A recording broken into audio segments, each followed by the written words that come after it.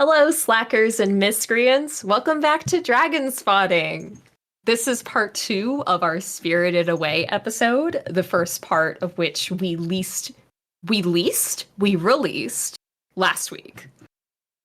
Yes. So if you have not yet listened to that episode, please do so, because we will be picking up right where we left off, and you will be lost if you do not listen to the part one episode first. And if you're lost, you might just get spirited away. We're going to be picking up, where we left off last time. Chihiro signed away her name and became Sen, an employee of the Spirit Bathhouse run by the witch Yubaba. So, let's get into it. Now that Chihiro is part of Yubaba's workforce, she's part of the union now. It's time for the onboarding process. She is once again introduced to Haku, but must pretend that she does not know him. And Chihiro picks up on this pretty immediately. And she also, in introducing herself to Master Haku, which is how he's introduced, who is now cold. He asks who she is. He asks who she is, and he's very cold. He's now very cold. And she almost introduces herself as Chihiro, but remembers, oh, I'm Sen now. And this is like the last time that she remembers her old name without being prompted. Yeah. We don't realize this, but she, in a very real sense, her name has been taken from her. It's almost compulsory that she introduces herself as Sen. Mm-hmm. But... Yeah, she goes with Haku, and even when they're alone, she tries to say something to him, and Haku just says, don't talk to me. And refer to me as Master Haku when you do. Yes. He takes her to the other women who work in the bathhouse. They're livid. They don't want her here. She's stinky. All the employees, not even just the women. Yeah. They're so mad. They're like, she's stinky. She smells. We don't want her. Yeah. She's stinky. They almost say like, humans can't work here. Don't be stupid. And Haku then just goes, yeah, well, Yubaba already gave her the contract and she signed it, so tough nuts, guys. Yeah. Also, Lin, you're in charge of her. Yeah, also, Lin, you're in charge of her. Which, Lin is, completely flummoxed by. She's, outraged. Everyone is teasing her. Haku does point out something here when they're complaining. He says after 3 days of eating our food, she won't smell like a human anymore. Which is a really interesting implication there. Yeah.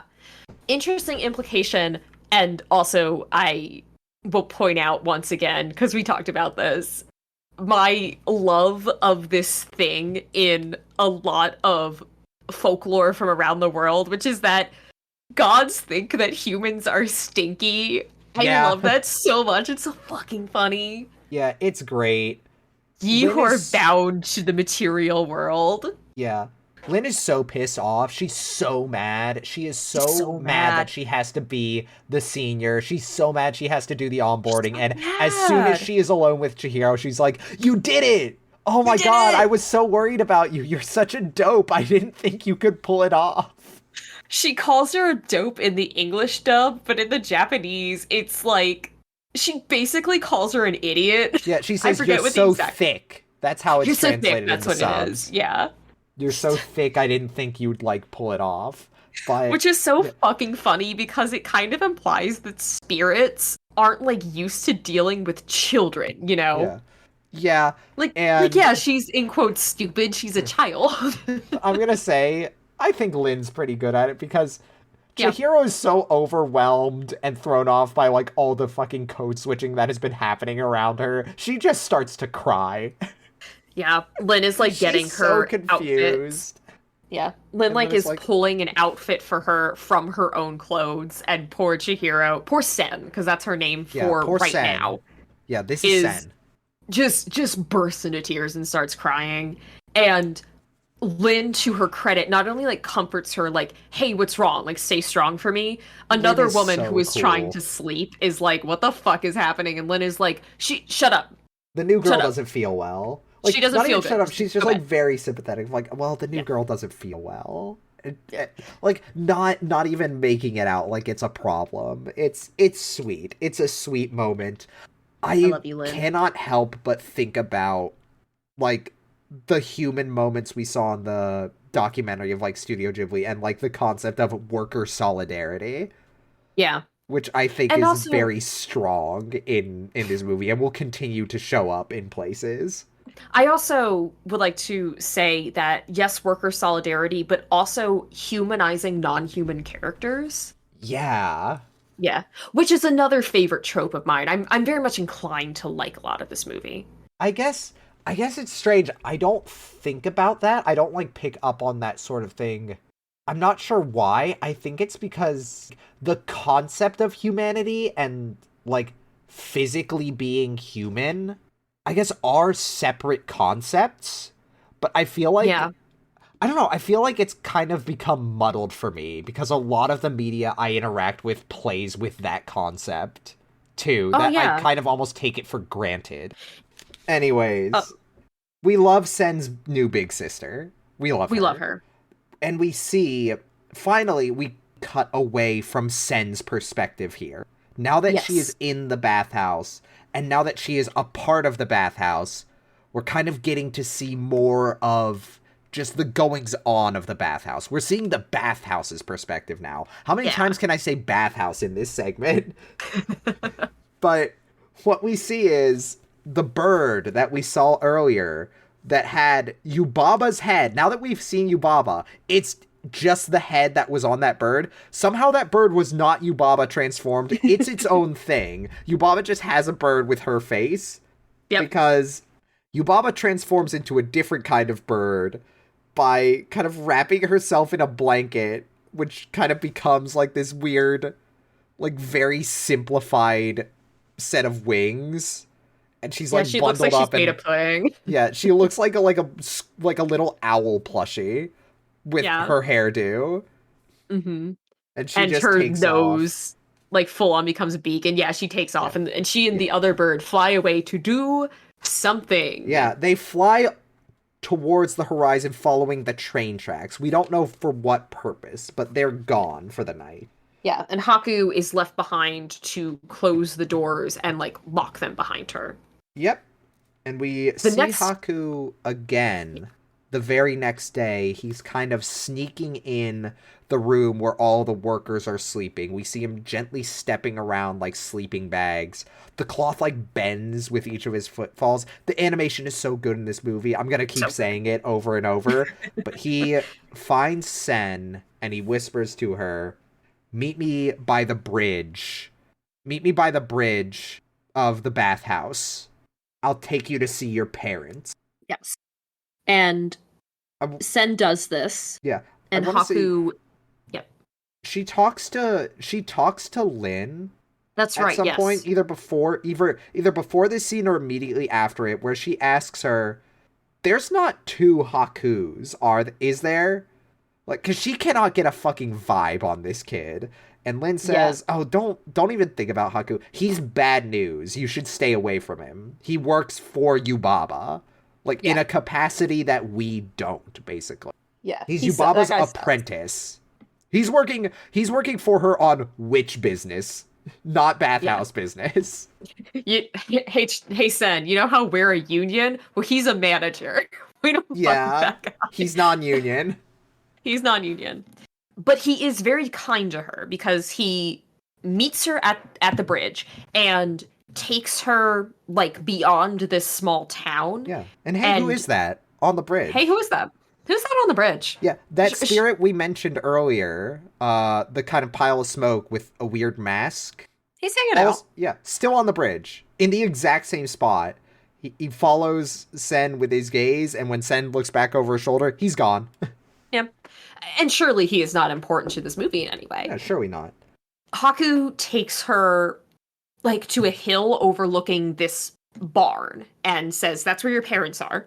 And he then takes her through like these trellises of flowers. And this shot is just really cool. Again, another transitionary shot Yeah, where we are again transitioning into a different space. And it's filmed really cool. It looks It looks like they might have done some digital effects with it, just like the Yeah. way that the flowers kind of bend in and spread Yeah. out as I she will moves through them. say there are some CG effects in this. They explicitly limited their use of them because they did not want those effects to steal the show. They wanted them to enhance what was already there.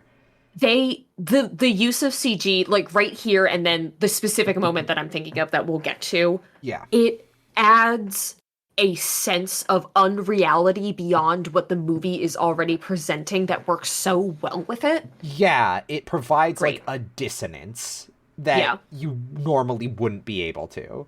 I compare this scene to 2001 A Space Odyssey because that's what it feels like going through it. Those like colors like zooming by you as you're pulled through this parallel space. Yeah.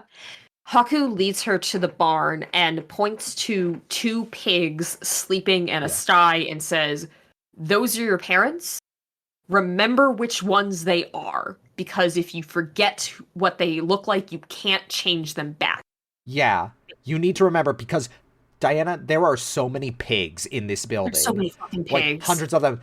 And kind of grimly, there is one piglet that we see, which implies that Yubaba did nab a kid at some point. And also grimly, Haku says, like, you need to hurry because if they fatten up, like, they can be slaughtered. Yeah. He also notes that they don't remember being human. Yeah, because Chihiro or Sen tries to talk to them and nothing. Sen yells, tears in her eyes, "Don't get any fatter or they'll eat you. I promise I'll save you before then," and runs out crying. Immediately runs out. Yeah. And Haku yeah, gives her back her clothes and also the card from her bouquet that had her name on it. And she reads it and it takes her a second. Like, yeah, kind of scarily, it takes her a second to make the connection that that's her name. And oh my god, I almost lost it. Yubaba almost took it from me. And Haku says that's how she controls us. Not, he doesn't say you, he said that's how she controls us. And we learn that Haku doesn't have his name either. He Yes. signed a contract with Yubaba and she took his name and he did forget it. yep. But for Also, some reason, he remembers hers. Mm-hmm. I think it's also really cool that this card, which is a connection to her past life that she had to move away from, is also her connection back to reality that she has been severed from. Yeah, like we or talked stranded about from, I should say. Yeah, like we talked about earlier, this movie is largely about cycles and coming back to things. And I think it's very clear that this movie does not see progress as a good or bad thing. It is just how things work. And just as we progress, we also go back. Yeah, I think there's that is like I talked about the ever-present struggle as being a theme that's kind of a connective thread throughout all of Miyazaki's work. I think also the concept of reacting to what the world is Mm-hmm. is also like I think of Howl's Moving Castle or Kiki's Delivery Service where you have these characters who are kind of just in a situation Uh-huh. that they have to work out because they never change the world. They never like overcome some great obstacle and completely upend the status quo. More than that, they like settle into it in a different way. Yeah. No, yeah, I remember when I first learned that Howl's Moving Castle was a book like originally written in English, and I believe the author, she's from like the British Isles, but I think she might be specifically Welsh or else is familiar with Welsh culture because a lot of that book is playfully joking about Welsh culture. But I remember learning that for the first time and being like, why was that adapted by a Japanese studio? One, because hey, you're allowed to adapt stuff Yeah. outside of your culture, like that's okay. But also Yeah. two, Jesus fucking Christ, Howl's Moving Castle is the most Miyazaki shit that isn't a Miyazaki thing, like already to begin with, that I've Yeah. ever seen. And that's interesting because I've heard it's so different from the movie.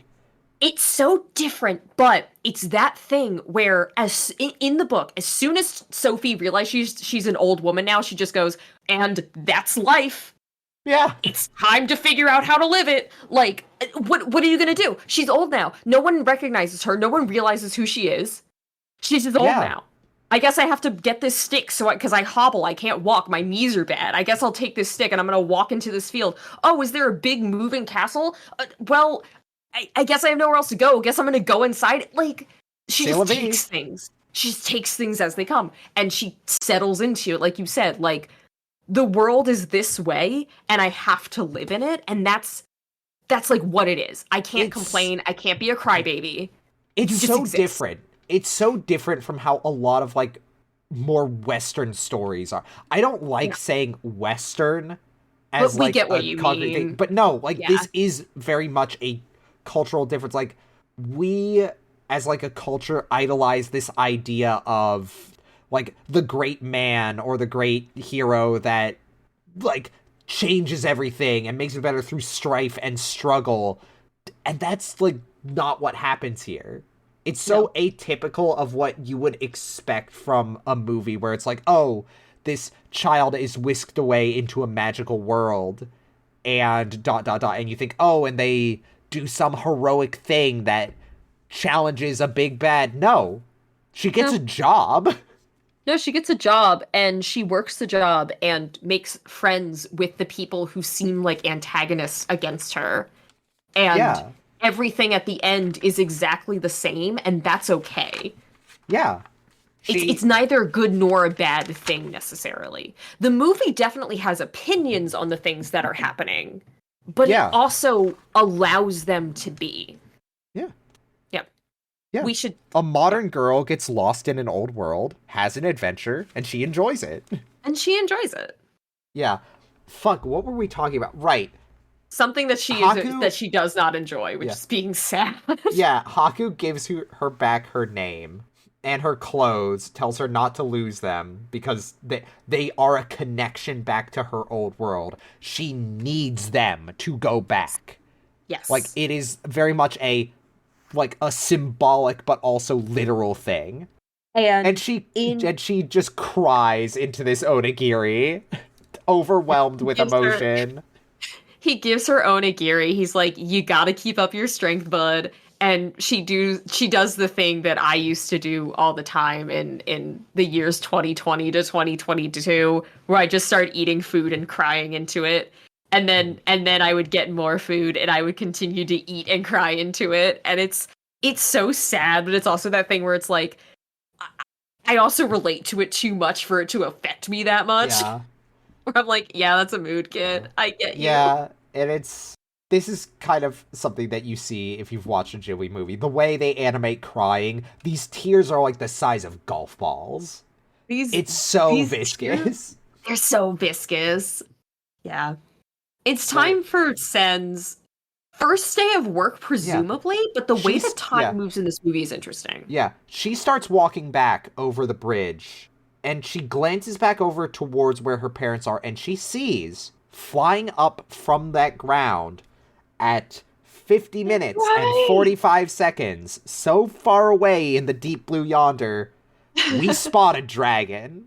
There's a dragon, ladies, gents, and otherwise. We have spotted our dragon, and that dragon, in the dub, Chihiro says this, I can't remember if this is in the sub, but she recognizes this kind of almost instinctually as Haku. She's like, that's Haku. He's a dragon. Oh my gosh. He's a dragon. Yeah. But I gotta get back to work. And she finishes crossing the bridge, and hey, who is that? Hey, who is that? Who is now following behind her. We see him fade in for like a split second, or not a split second, a couple seconds, as he walks slowly, deliberately. We see a little shadowy leg come out from the parting smoke of his body as he steps, and crosses the threshold of the bridge to the bathhouse and vanishes. He has crossed a threshold, He Heather. sure has. Sen So goes back to the boiler room and, like, stows her clothes with the little soot guys. They're gonna keep them safe. And that kind is of collapses, exhausted. that is also a note, is that the soot sprites like took her shoes and then like brought them out to her when she needed them.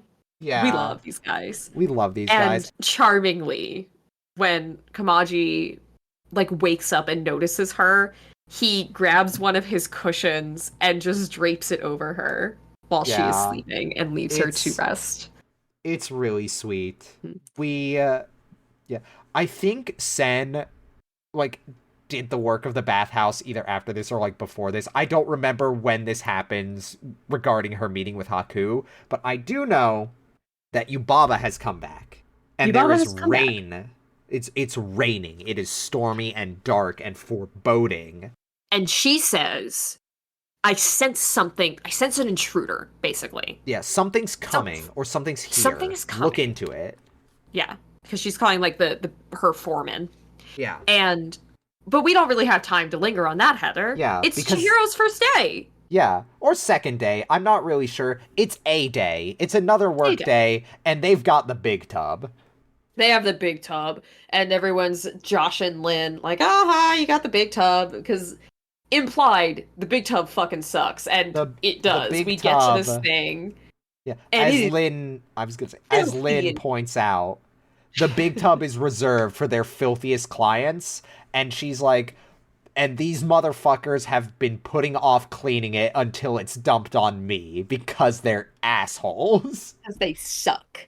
And Chihiro and Lynn do a pretty good job of cleaning, like, outside the tub. There's all, like, this moss and weeds hanging out. They get rid of it. There's fucking grass all over the floor. There's grass everywhere.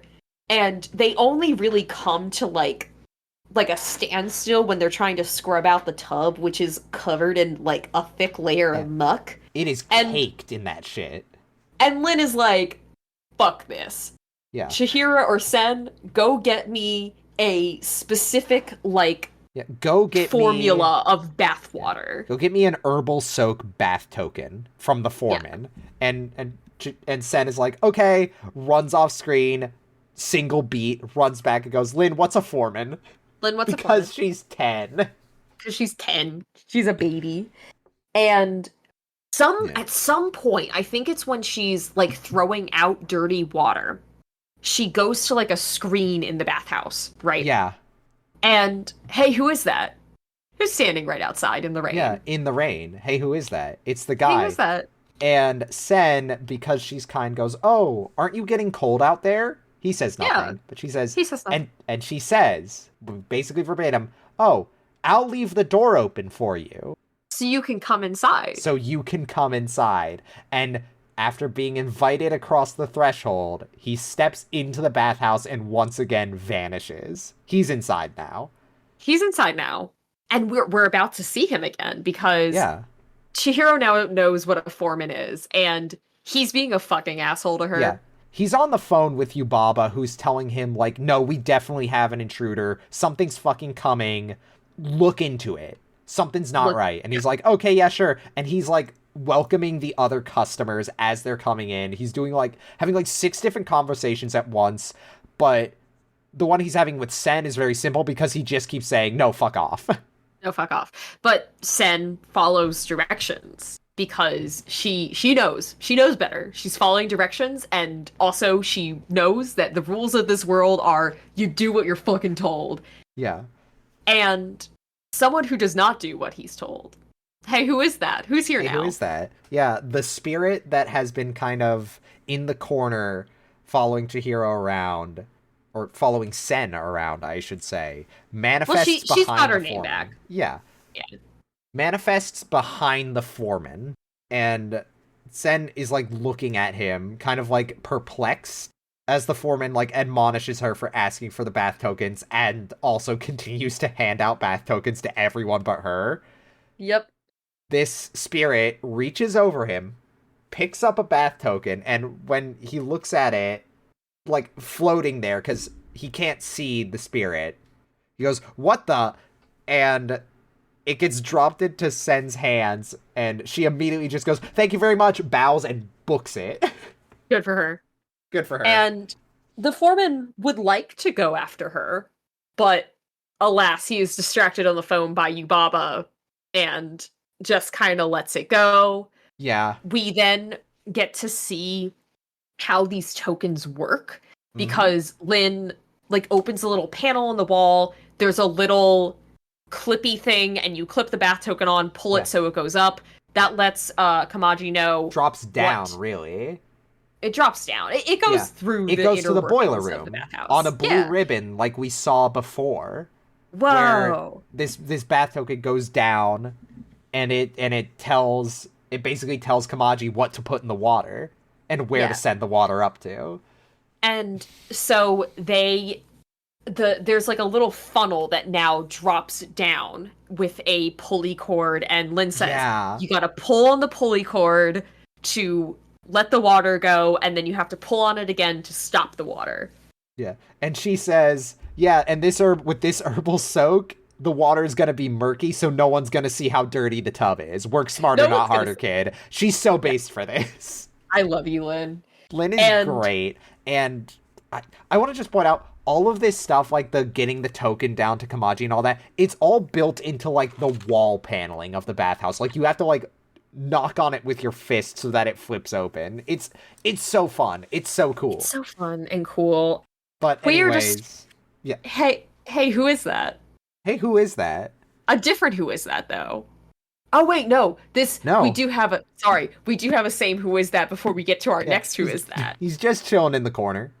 Yeah, he's hanging out. He's just hanging out in the corner. And just for the sake of it, for the fucking sake of not having to do this bit for much longer, this is No Face. This is the name of the character. This is No Face. Yeah. And he approaches Sen, and his little arms come out from his column of shadow, and he has 10,000 bath tokens. He has all of them. He has basically every bath token in his hands. He stole all of them, and he's, like, gesturing out for them, making, like, little vocal noises, like he's going, And Chihiro politely declines. She goes, "I only needed the one, thank you." Thank you. And he doesn't seem to get this. You see the most subtle change on his mask face that goes from looking like neutral but like mildly bemused to the angle changes so slightly but just enough to look sad. Yeah. And then he fades away, and the bath tokens just all clamber to the floor as the tub overflows behind her because, oops, she forgot to turn the water off. Because she's a child and she screams in that way that kids do when they've done something slightly wrong. Yeah. It's a very much a moment of, oh no, our table, it's broken. Yeah. Outside, we see... Hey, who is that? a fucking big old gross glob of slime and gunk with the most dour expression on its face, kind of dragging its way through the streets of the town as all the shops one by one shut their shutters and turn off their lights because no one wants to serve this man. He smells so bad, he is disgusting. He's leaving like a pool of like oily slime in his wake that bubbles and stews. And oh no, he's coming straight for the bathhouse, actually. He's coming. Yubaba fucking books it down the stairs and is like, fuck. That's a stink spirit. A stink spirit is coming, and those guys are a nightmare to clean. They're literally stinky. It's in their nature. Damn it. But also, she says, that didn't feel like a stink spirit, like the thing she felt was coming before. Yeah. But he's a customer like any other. We have to serve him. Yeah, which, much to the chagrin of her employees, who are, like, yelling, "We're closed," at the threshold of the bridge, they've left out, like, rice and wine as an offering to it in an attempt to make it go away. The frogman who looks most like a frog faints. He collapses and his coworkers leave him there. They don't bring him in. Yeah, as he comes to the threshold of the bathhouse, Sen, like, Sen and Yubaba are both, like, completely rigid stiff from how strong the smell is. Sen, like, moves her hands up to cover her nose, and Yubaba side-eyes her and through gritted teeth goes, "You put your fucking hands down, that's rude to the customer." That's Because, rude, Sen. above all else, she fucking takes her job seriously. Yubaba she's a leader. She Mhm. leads these people. Yeah, the And she difference between a leader cares. and a boss. Yeah. She cares because these fuckers have money and she's earning. Yeah, and she says, "Oh, welcome to our bathhouse. Sen, take the customer's money and show him to the big tub." And Sen holds out This her guy. hands, and the grossest plop of sludge lands in her hands. Like that, and as it flows between her fingertips, as it oozes and drips, we see like the glint of gold beneath it, and we just see Sen, like with gritted teeth, eyes wide open, a beautifully animated shudder just moves up her entire body, and she turns, like her expression is frozen on her face, and just starts marching slowly through the bathhouse. Yeah. And she leads this guy through the bathhouse. Everyone, like, the employees have gotten all of the other customers. They're like, go into your rooms. Go, get out of here. Go, go. You Wait, gotta you don't need to see fucking this? go. It's about to smell foul in here. Lynn comes out with 2 bowls of rice that Yeah, either lunch for break. the customer or for like her No, and it was explicitly for their Sen. lunch break. And the stink spirit passes it and the food just rots in the bowls. It's disgusting. It's But so like, gross. it's also what's interesting is this scene is disgusting, but it's still like charming. Yeah, Like they're the music still is so keeping it light. triumphant. It's like, Yeah, as she, like, because she's doing a good job. That's she's doing a good job at taking this guy to the big bathtub. And she is also, of note, the bath token she did like collect up and put into like a bucket. So she still has Yeah. all these bath tokens. yeah. And The spirit, the stink spirit clambers yeah. up. He the slowly tub. like pours itself into the tub, and there's a huge splash of water. It flows out, immediately turning into goo because he's so filthy. We see him emerge from the water of the tub, and he looks down at his own little stubby arms, and he looks so distraught that he's not clean. But that's okay because Sen is a dedicated fucking employee. She has all she gets like swamped in the bathwater. She's also filthy now, and she grabs her tokens and marches her ass over to the wall and starts trying to find Dragging herself the through wall this panel. slime. Yeah, It's and so thick that it's not even flowing back together as she moves through it. it's so disgusting. But she's determined, and the music's going, and Yubaba is watching. No one's helping her. They're just watching, and they're all kind of like laughing at her. But Yubaba is like, something smells here, and it's not just this guy, but it is this guy. Something's It's up. the situation. Something's up. Oh, but she's trying to get more water. Hey, where'd she get all those fucking bath tokens? That's like Where'd all those of come them. from? And Sen eventually finds the panel. She charmingly smacked in the drops face one by of it. them. She gets smacked in fucks the up. face by the panel when it opens. Yeah. And she like tries to get the first bath token on, it falls. She doesn't manage it, but she gets the second one and she pulls on it. And the tube comes down and she climbs up into the tub, she reaches for it, she falls in because she's so clumsy. And the stink spirit, again, this solidarity, this thing She where manages people help people. to pull it right as she falls in, and the water she manages to pull the rope as she slips into the tub because the water falls onto her. She gets stuck in the slime under the water, and he pulls her out of it. The stink spirit is still covered in muck, but like he's covered in muck in like a clean way. And he lifts her up out of the water, and it's like another moment of solidarity amongst people in this movie. Like people helping people. Yeah. And you pointed this out. I didn't make this connection before, but he's cleaning her. He's holding her under the water as it's flowing out so she gets cleaned. Mm-hmm. And she like kind of reaches out to him and feels something stuck in him. And she doesn't see it. She says it's like a twig or something. There's a We see thorn in his side. thorn, but we see it's like a handle. Yeah. And Lynn at last comes up. She's got her gear on. She's Yeah. prepared. She says, Um, I won't, don't worry, I won't let him hurt you. but Sen is like, no, no, no. We need to help him. There's something stuck. And Yubaba Yeah. comes down fully and she's floating there and she's like, this is not a stink spirit.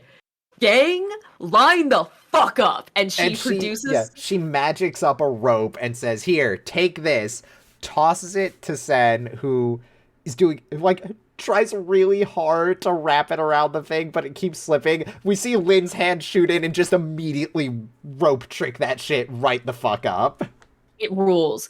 And like Sen is like, okay, we gotta pull. And so Yubaba leads this. She gets her fans so she can direct. And Everyone. she gets the entire team. Yeah, not just the entire team. Everyone in the bathhouse has come out to witness this. Yes. Like, all the upper floors and balconies are full of people who have somehow also gotten their hands on these fans. Yes, all of the bathhouse patrons are here in support. They are spirits in spirit supporting them, and they tug on this. They tug on this handle, and holy shit, it's a fucking bicycle. Heave. It's a bicycle attached to so much junk and garbage, just that comes flooding out of this guy. It's like popping a cork. Yeah. And it's like when it comes out, like it's suddenly like realistically rendered to give it this like weight. Yeah. There's like a weight to the garbage. And the last thing that comes out is like a little fishing hook that Sen pulls out. A tangled fishing line.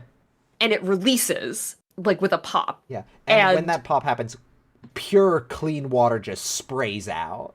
Yeah. And there's just this deep, heavy sigh that kills all other sound. Yes.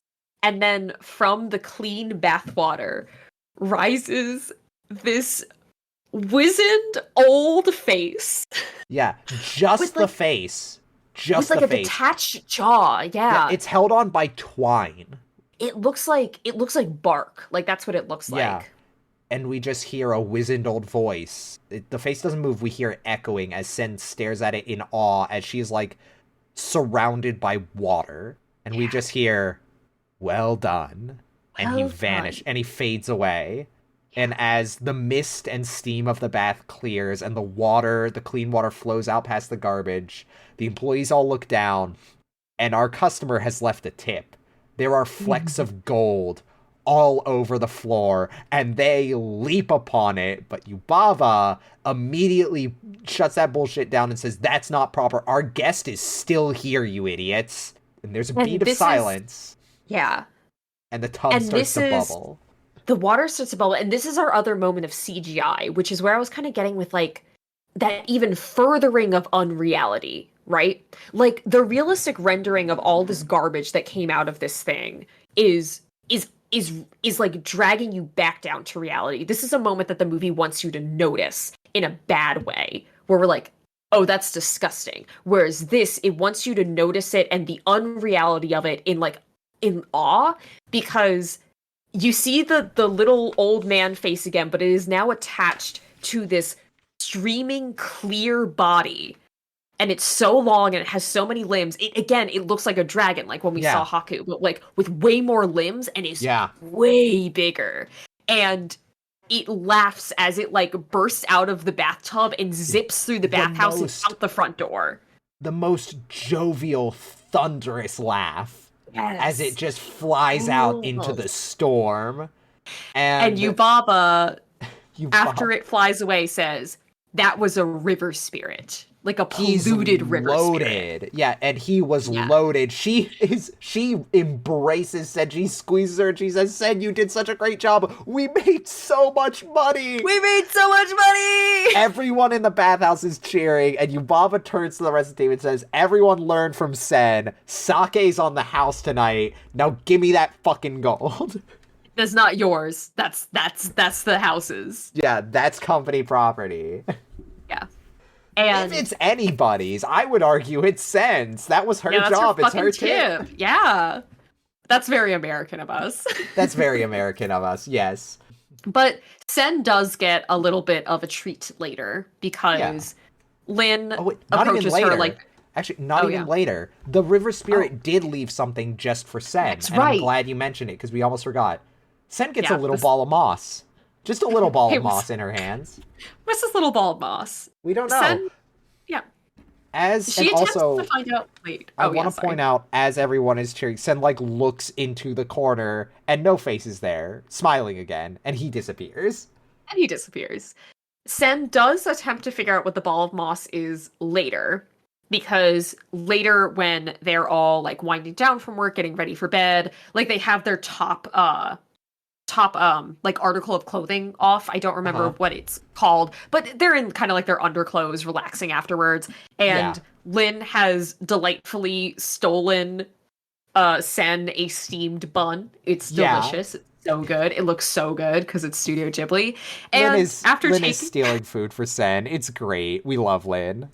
And after taking a bite of her steamed bun and like enjoying herself, they're looking out on the water because the river, now that it's rained, is flooded. And before we say the next part, everything is water now. Everything is water, and Lin says, one day I'm going to get out of here. Like, it's just kind of one of those moments. They see the train, and Lin says, one day I'm going to leave on that train. And Sen is like, keeps eating her bun. And then she takes out the little ball of moss, sniffs it, takes a bite, and immediately is like... Bad. Gross. Bad. No, not don't food. Eat that. Not food. Not food. And speaking of things getting eaten, hey, who is that? Who is the frog guy. It's the funny little frog man. It's the funny little frog man who is, after hours, going up to the room with the big tub, and he's picking through the floorboards for any bits of gold that Yubaba might have missed. And speaking of who is hey Heather, who is that? Hey, what's No Face doing here? Hey, there's a guy in the tub. It's No Face. He's dropping gold from his hands onto the frog. The frog is like, hey, you can't be in here. We're closed. And holy shit, are you making gold out of your fucking hands? Yeah, what the fuck? And it turns out, he is. His the gold is like springing out of his palm. Yeah. And he's got a huge pile of it. The frog clambers up the tub and is like staring in disbelief at this amount of gold. And he's like, oh, is this for me? And No Face, much like how he was doing with Sen, and is just like gesturing with his hands out, going, like offering the gold to him. And the frog starts going to pick at the gold. And as with each like offering gesture, No Face backs up a little. Hey, what's he doing? And the frog leans forward a little. And No Face backs up a little. The frog leans forward. And the frog goes for the gold. And as he's doing that, we see No Face's fingers in like his cupped hand thing stretch out and suddenly wrap themselves around the frog's throat like a vice. And in one swift fluid motion, he is tossed towards No Face's body, which manifests this big maw of just teeth and tongue that swallows him whole, and the frog is fucking gone. He's gone now. He's gone.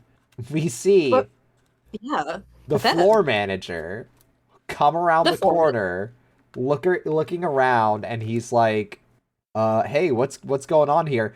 And a bit of gold falls on his head, and he looks up, and No Face, now with like huge thick frog legs and arms that are like dangling down, he is perched up on this wall above the bath.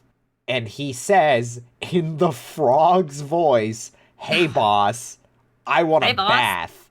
Go wake everyone up. And the foreman, kind of horrified, goes, I know that voice. But No Face But he insists, doesn't get a chance. Yeah. I'm a customer. I want you to wake up everybody. And then from one nightmare scenario, we cut into another. Because the next thing that we see, she's back in the flowers, and she's running towards the barn where her parents are. Yeah. And she says, "Wake up, Mom and Dad. You're going to eat this ball of moss. It's going to make you better." All the pigs immediately bum rush her, and it's terrifying. Horrifying. And oh god, Horrifying. Oh geez, oh no, it was a dream. She wakes up. It was a dream. She wakes up. Yeah. But we now have that information of she has realized, or at least believes now, this is medicine. This is medicine. This is medicine to fix you, and medicine makes you better. Yes. Yes. But when she wakes up, Heather, no one's in here because we neglected to mention something that happened. Yeah, we did. Yeah. And Sam wakes up. Everyone is it was a nightmare. Gone. It was a nightmare. It was just a dream. It was all a dream. She wakes up, and everybody has mysteriously vanished. Yeah, and their bedrolls are all left crumpled. Sen is waking up alone in the employee sleep room. It looks a bit like they've left in a hurry, Heather. Yeah. But we can't really focus on that right now. Yeah. She goes outside onto the balcony. And I want to point out this little moment, because I think you talked about how this movie establishes the passage of time. Mm-hmm. And this also kind of plays into how I talked about protagonists settling into the world. Because Sen walks out and she looks like up at the bathhouse and she sees that the smokestack is running and she says, "Kamaji's lit the fires already. Yeah. How late did I sleep in?" Which is such an interesting thing for her to say specifically. Yeah. Because it establishes that she is used to this now. She is so used to it that she can get a read on aspects of the bathhouse and understand what's going on.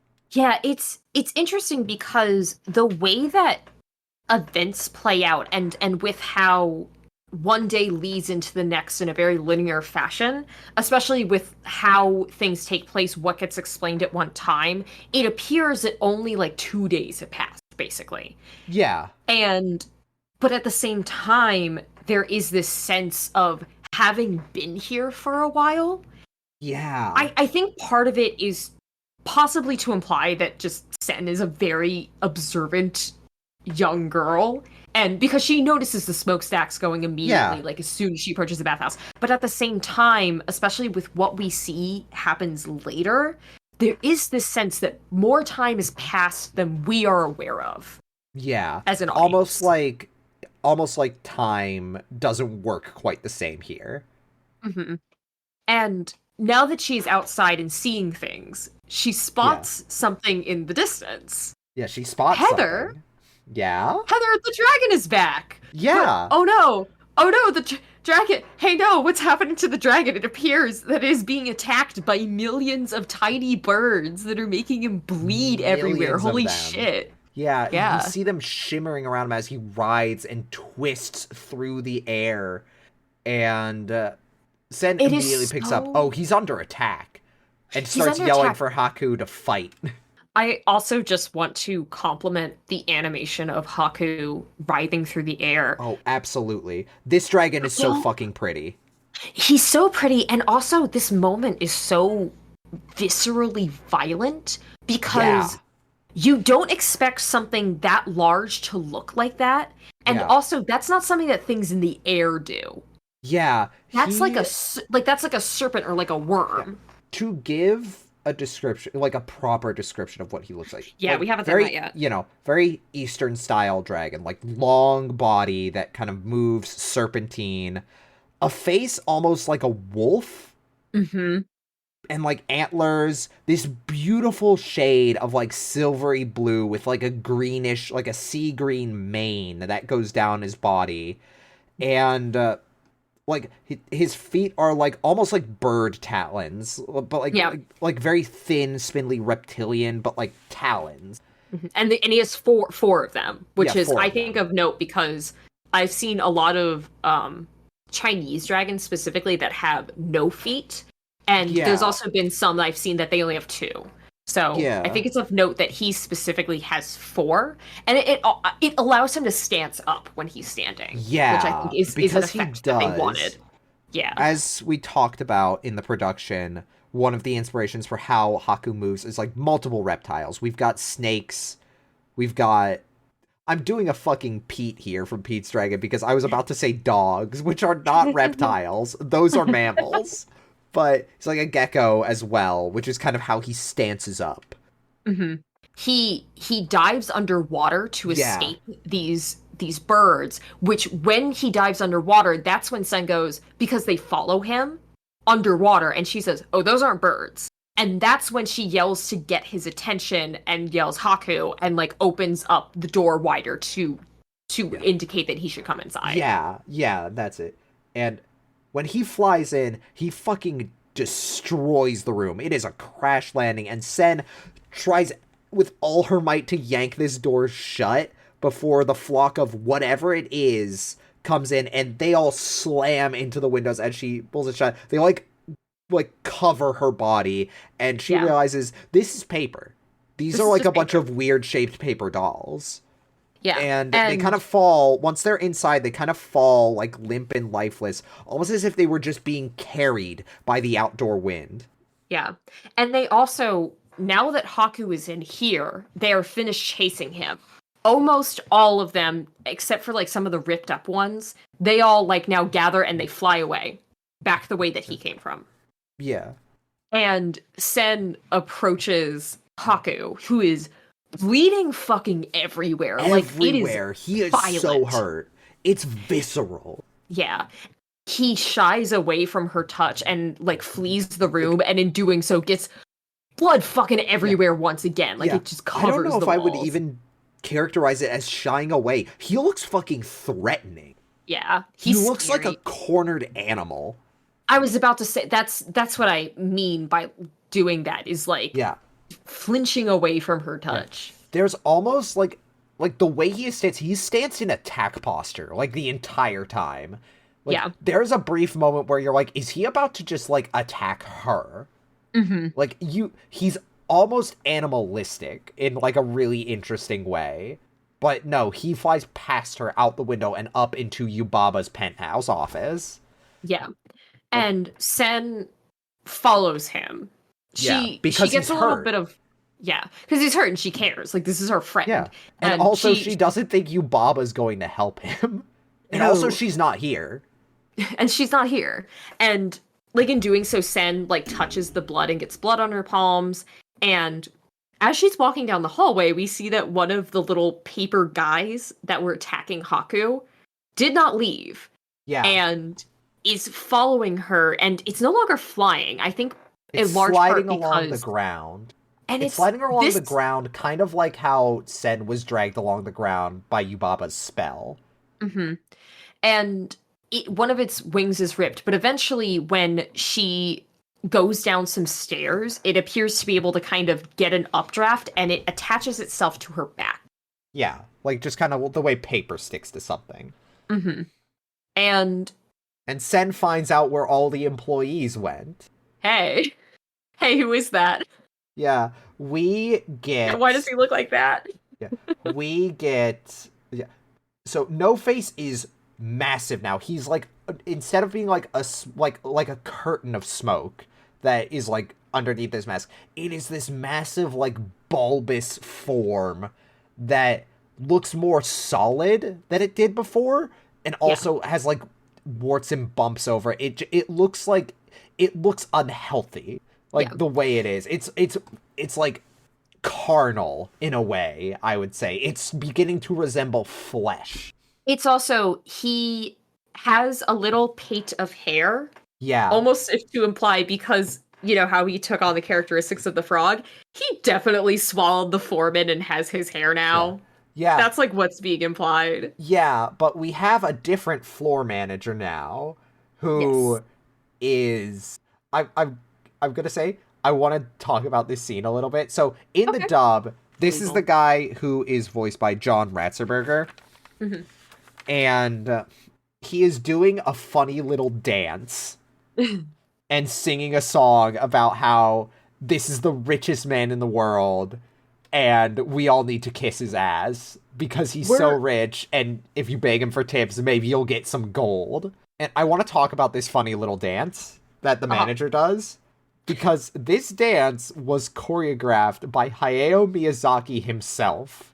Oh my god. Because what he wanted to capture is the idea of a manager coming out and debasing himself and acting like a clown for money. Mm-hmm. And in the making of documentary, there's this wonderful shot of him, like, with his hands up, like, prancing from foot to foot, explaining to, like, the animators and the voice actors, and this is what it's supposed to sound like, this is what he's doing. I'm trying to capture this feeling of, like, a manager, like, debasing himself. He says, this, like, when the manager comes out and starts acting like a clown. That's what this moment is. So good. The lyrics of the dub is...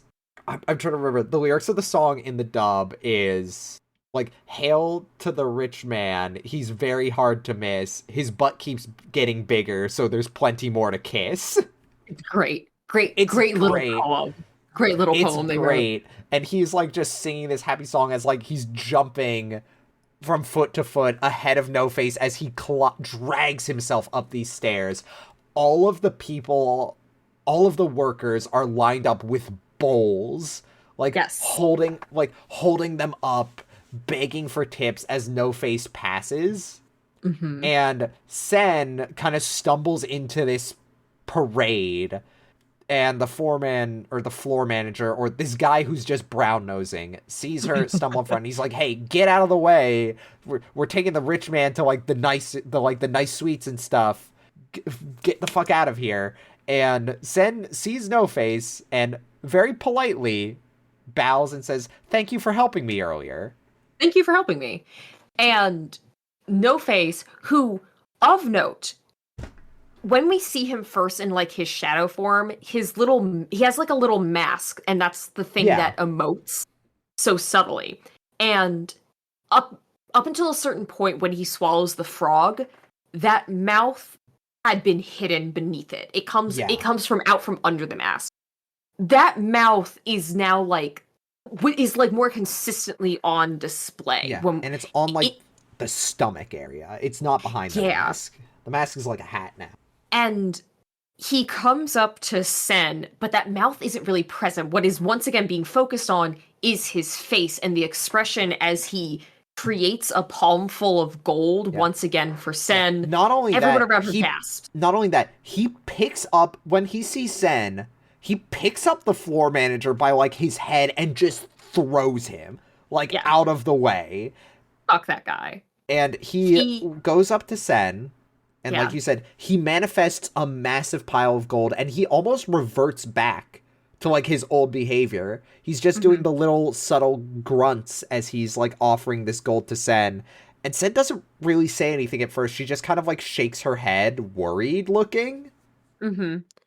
And when he shoves it forward and insists, and again, there's the focus back on the face and its subtle expressions as he begins to look worried. And Sen says, "No, thank you. I don't need that. I have something else to do. Thank you, though." And she runs off. Yeah. And he looks devastated at this. He's devastated, and then very suddenly, he is, like, the voice of the frog comes back, because that's now how he's speaking again. The manager, like, apologizes on Sen's behalf. He's like, "Oh, sorry, she's just a human. She doesn't know how shit works here." And he, like, kind of whips his head around, and you see the mouth manifest and, like, open slowly and start to drool as he says, "What are you smiling about? Wipe that stupid smile off your face." And he snatches up this guy and along with another woman. A woman who is right next to him, and just fucking eats them both as all hell breaks loose, and the workers start fleeing as he goes into a rampage.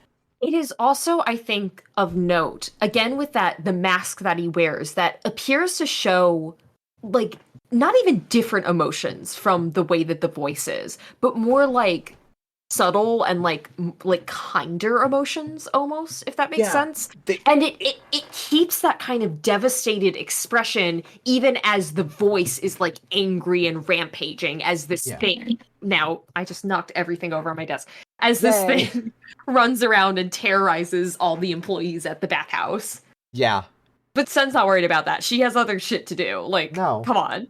She's so brave on the rooftops now. Yes, this is the moment that stands in contrast to when she ran down those steps, and also kind of brought to mind for me this idea that Sen Chihiro is a character who, when it is for herself, she is able to do things, she is brave, but she is scared, and it takes effort to do things. When it is for other people, it is not even a thought for her. It is so immediate. She ties a strap around herself, presumably to help her with like balance and also maybe to keep it out of the way. I was gonna say it's like keep her clothes from being caught in the wind. Yeah, that might be what it is. And rolls up her pants and she races across this pipe that immediately starts busting away from the wall. She has to leap up onto a ladder in order to get away from it before it collapses. Yeah. It's in such stark contrast to when she like runs down the stairs and a single one breaks. Yeah. And she has to run down the rest of them in order to like keep a brave face. She manages to climb her way up to a window and duck out of sight just in time as Yubaba comes back, and she's wearing some pretty cool shades, actually. She's wearing some sick shades. Yeah, she flies This is not explained. Yeah, no, it's not explained. She flies in like her owl form or whatever into her penthouse, and Sen tries to like open the window that she's like hiding next to, but it's locked. Luckily, the paper doll slips in and undoes the latch, unknown to her, as she just, again, tumbles in and face plants into what I can only describe as the room from Akira. It is this incredible, like, nursery with, like, a dome over it with, like, stars and constellations and, like, a sun and moon thing going on. And it is full of so many toys and so many instruments of whimsy and dolls and whatnot and cushions. Yeah, it looks so cool. I want to take a running leap from the room outside of this room through the door and launch myself into those cushions. I want to live in this room. It looks so fun. Yeah, and you notice something very cool here. Yes. It's so Sen starts kind of like looking around, trying to find her way out of this room.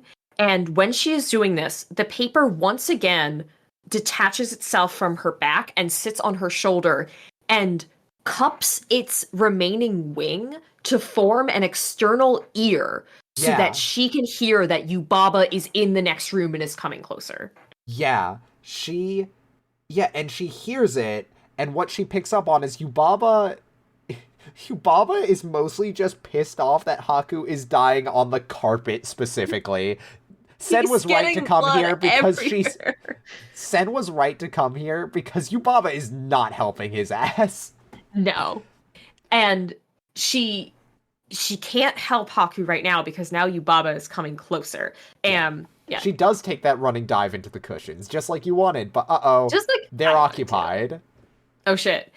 But it's okay, because when Yubaba comes in and starts grabbing through the cushions, we get worried. Oh no, she's gonna find Chihiro. No, she's just looking for Bo. Yeah, Bo the baby. This is Big Baby. His name is Bo. This is only ever mentioned in the subs, because they just don't name this baby in the dub. It starts crying, but Yubaba is like, oh, okay, I'm sorry. Go back to sleep, sweetums. And she puts the pillow over its face. Not in like a I'm killing you way, but in a I'm covering up the light way. She also turns off the lights in the room and leaves. Heather, she's taking care of her baby. Yeah, she's taking care of her baby. Sen tries to leave, but the baby has got that fucking death baby grip on her arm. Have you ever seen a baby hold something? It looks like it's trying to crush it. He has his arms, like, his hands wrapped around her forearm and is, like, twisting it and basically threatening to break her fucking arm if she doesn't play with him. Yeah, no, this baby talks. Like, this is not implication. The baby asks if she is a germ from the outside to make him sick. And Sen's like, no, hey, can you please let me go? I gotta leave. And the baby's like, no, I want you to play with me. And you are right, Diana. Literally, verbatim, threatens to break her arm in half if she doesn't stay and play with him. Yeah, this baby sucks. It is scary. And Chihiro, though, is a smart fucking cookie, and also, hey, remember that blood that she got on her hands because fucking Haku bled all over the place? She sticks it in his face, is like, germs, I'm covered in germs. The baby screams and throws her. Yeah. He's like rampaging around the room, but she manages to duck out in time. And oh no, Haku really is just dying on Yubaba's carpet, actually. Dying on Yubaba's carpet, and also her 3 dogs, who are the green heads, are trying to shove him down a pit that is just in her room. Yeah, it's just part of Yubaba's office is a giant square hole in her floor. It's like in fucking Austin Powers, where like Dr. Evil presses the button, then the hole opens up beneath the chair.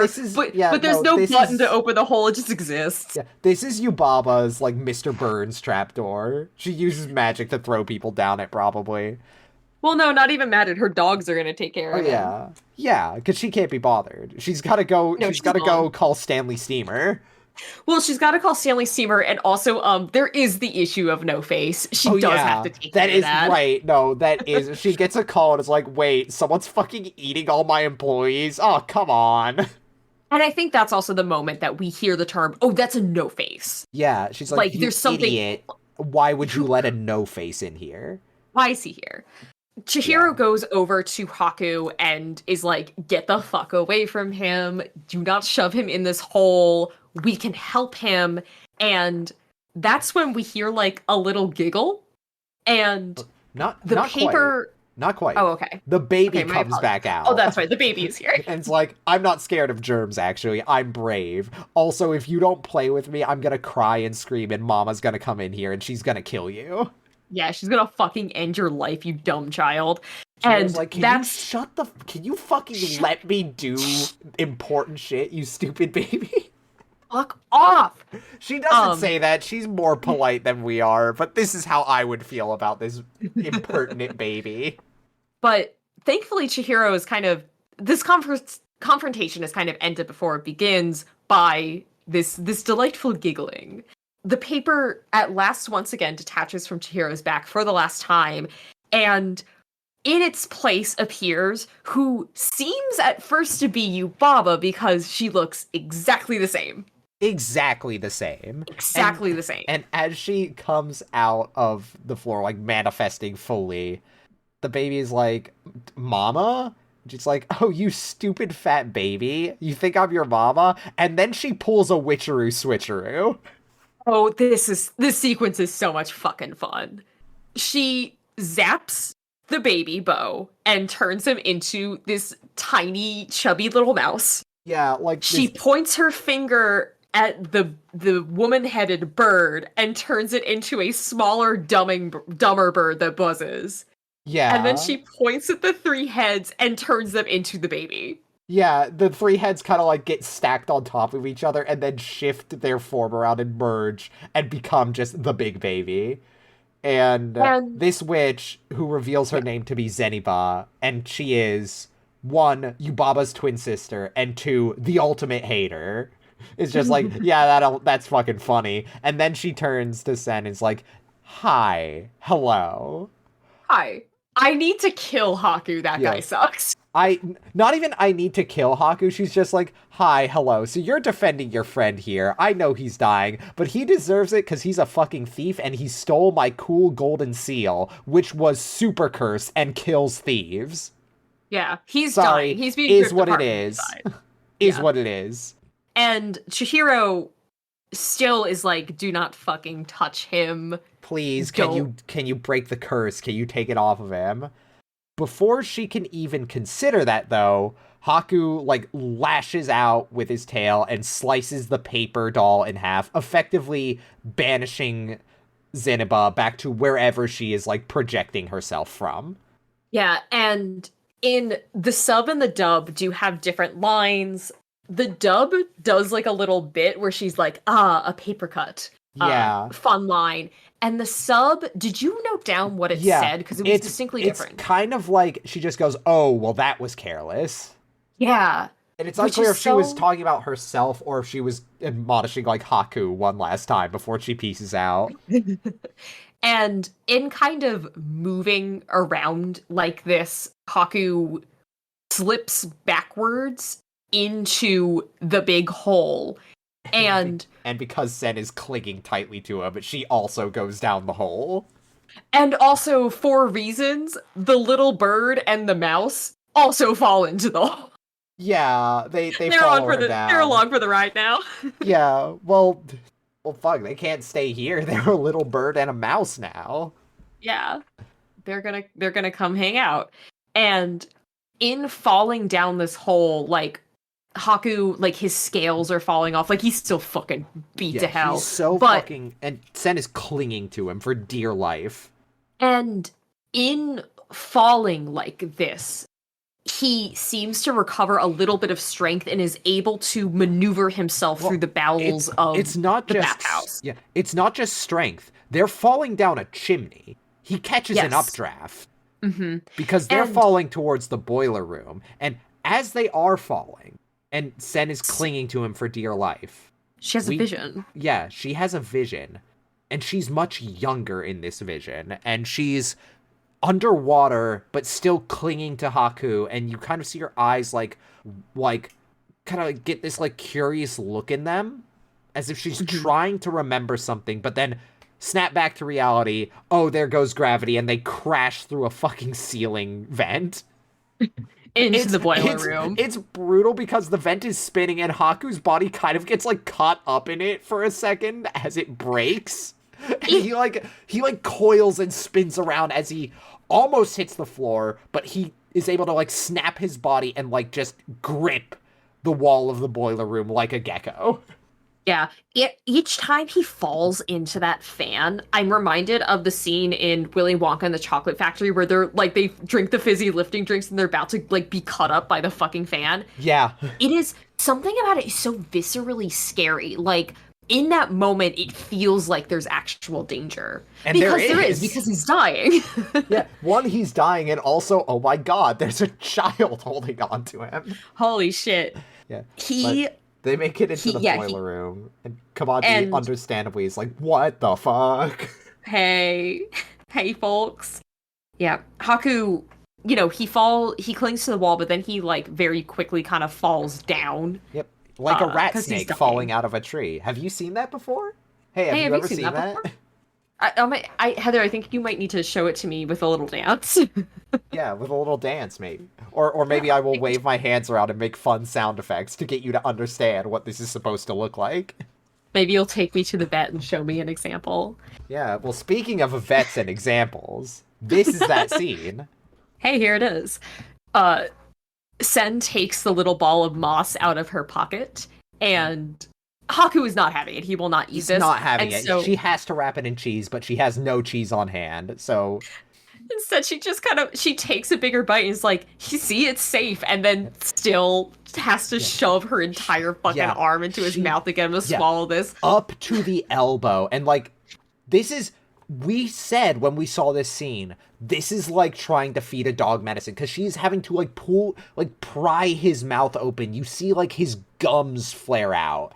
And, like, she barely gets it open, and she shoves it, like, down to the elbow, all the way back there, and as soon as she pulls her hand away, she has to, like, wrap her arms around his jaw and just lay on top of him, as she just does swallow it, and he flops around like a fucking loose garden hose. He's, like, tearing the boiler room up. Yeah. I love this scene so much as demonstrative of children, like, know things. Sometimes they know things instinctually, sometimes they, you know, have been taught things, and, like, kids aren't stupid.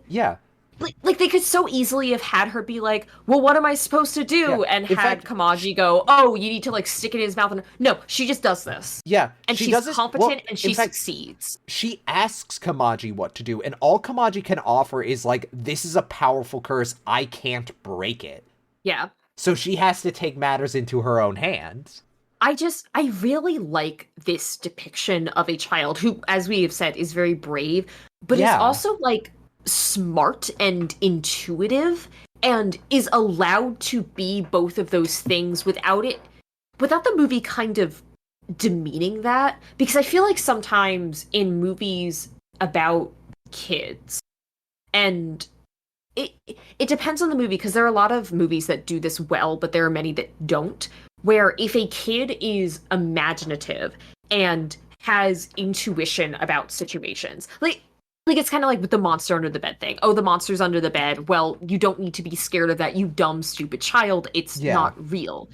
And it's like, no, but you understand why a kid is afraid of under the bed. It's a dark place. There are things that can be under the bed that are scary. Like if you need to get something and there's like a spider hanging out down there. Like, yeah, that's scary. That spider might bite me. I don't want that to happen. Might do that.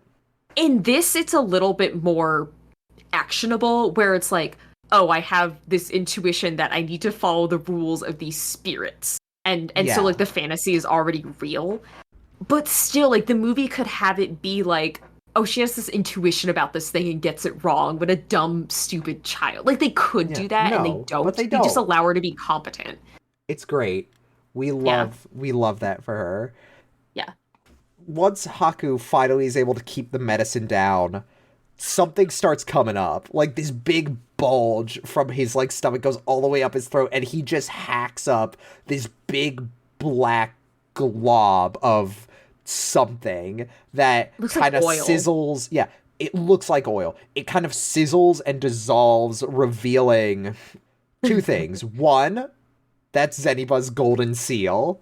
He did steal it. He did do that. He did steal it. Two, the black goo has left behind like a weird black slug with a big old witch nose on it. That kind of realizes, big eyes. Yeah, big ol' eyes. It realizes the jig is up and starts darting around the room trying to get away. Kamaji immediately goes, "Sen, fucking kill that thing! Get it! Get it! Get it! Get it! Get it! Get it!" It tries to get away into the soot holes, but the soot like leer at it and block the entrance so it can't get in. Yeah, this is not one of our coworkers. There's no solidarity here. Yeah, this dude's non-union. Get him. Get his ass.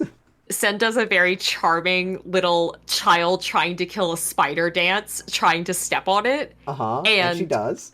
And she does, but she does it with her bare foot. And the look on her face of this, like, oh shit, I just stepped on something gross, is so relatable. I absolutely did this as a kid, where I would step on like a spider or like some kind of bug and it would squish, and you'd be like, it goes squish. Yeah, you see it like between her toes and everything, like this black goo, and she's like, ooh. And Kamaji like goes, "You killed it, quick, before it rubs off on you." And this only happens in the dub. He does not explain this in the sub, and there's a reason for this. In the dub, he tells her, "Put your thumbs and forefingers together," and she makes like a little ring, and Kamaji, with like his hand, chops that ring in half and says, "Evil be gone," which I found out through watching the making of documentary. So this is a specific like ritual for warding off bad luck that Hayao Miyazaki like talks about. But once again, all of his much younger animation staff don't know what he's talking about.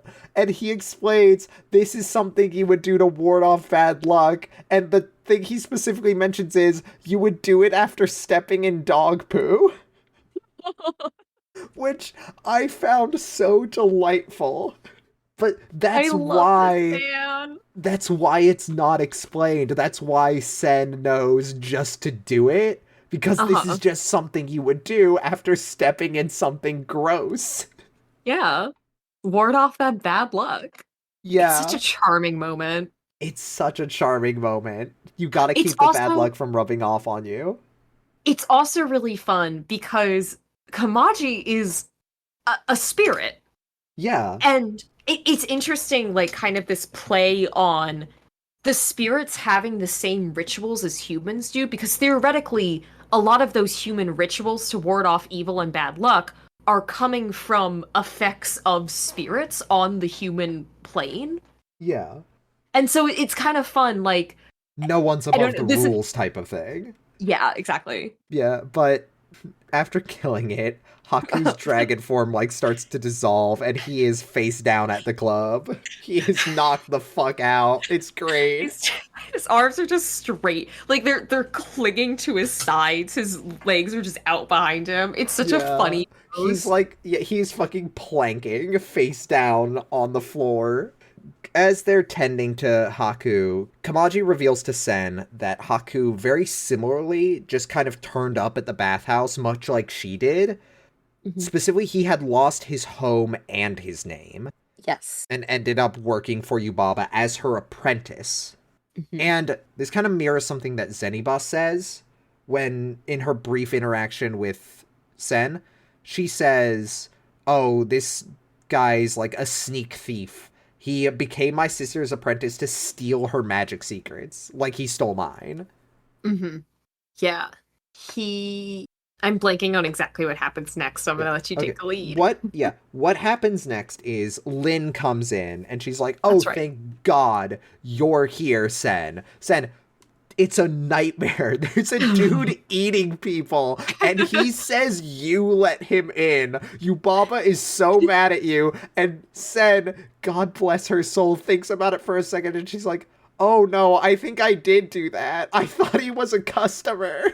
Yeah, he was standing on the rain, like, what do you want me to fucking do? And Lin is just like, no, you're my responsibility, no. I'm gonna get a pay cut because you're dumb. I'm gonna get written up for being a bad onboarding employee. Sen and Lin go to intercept the situation. Well, before they do, Kamaji has been digging through his drawers because he knows the only thing that can break this curse on Haku, because the curse is still killing him. Even though he spat up the slug and the seal, he's still gonna die by the curse. So Kamaji is rummaging through his drawers for something because Sen has to go see Zeniba, who lives further down the tracks. And he finally comes back with train tickets, a whole, like, roll of them. And Lin is shocked that he has them. Like, it's very clear that you don't just get train tickets, and Kamaji says he's been saving them for 60 years. Yeah. And he just hands them all to Sen, and he says, listen, this is important. You need to get off at the 6th stop. It's called Swamp Bottom. 6th stop. And she's repeating dutifully each of his instructions as he says to them, and he says, it's very important that you don't miss your stop. There used to be a return train long ago, but not anymore. And that is such a cool... You were just talking about cool little implications. I love that line. That line implies so much and says so little. It's so great.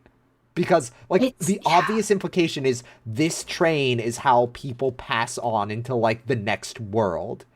And the idea that there used to be one running in the other direction is fascinating. And what happened that it's not anymore. It's so cool. It's so cool, and they never elaborate on it. It's just a thing. No, why would they? It's just a thing. It's just how the world is, and you have to settle into it. Yeah, you have to just accept things as they are and, like, take life as it's given to you. Yeah. You know? There's some things that you can't change, and that's okay. Yeah. Speaking of taking life, No Face is causing a ruckus, and people are dying. Yubaba is doing everything she fucking can to defuse this nightmare Karen scenario. Like, we see all the employees in the bathhouse lined up outside his door, bringing him increasingly more lavish meals in an attempt to placate him. They're all, like, talking amongst themselves, like, fuck, I don't want to get eaten. I don't want to die for this job. I don't get paid enough.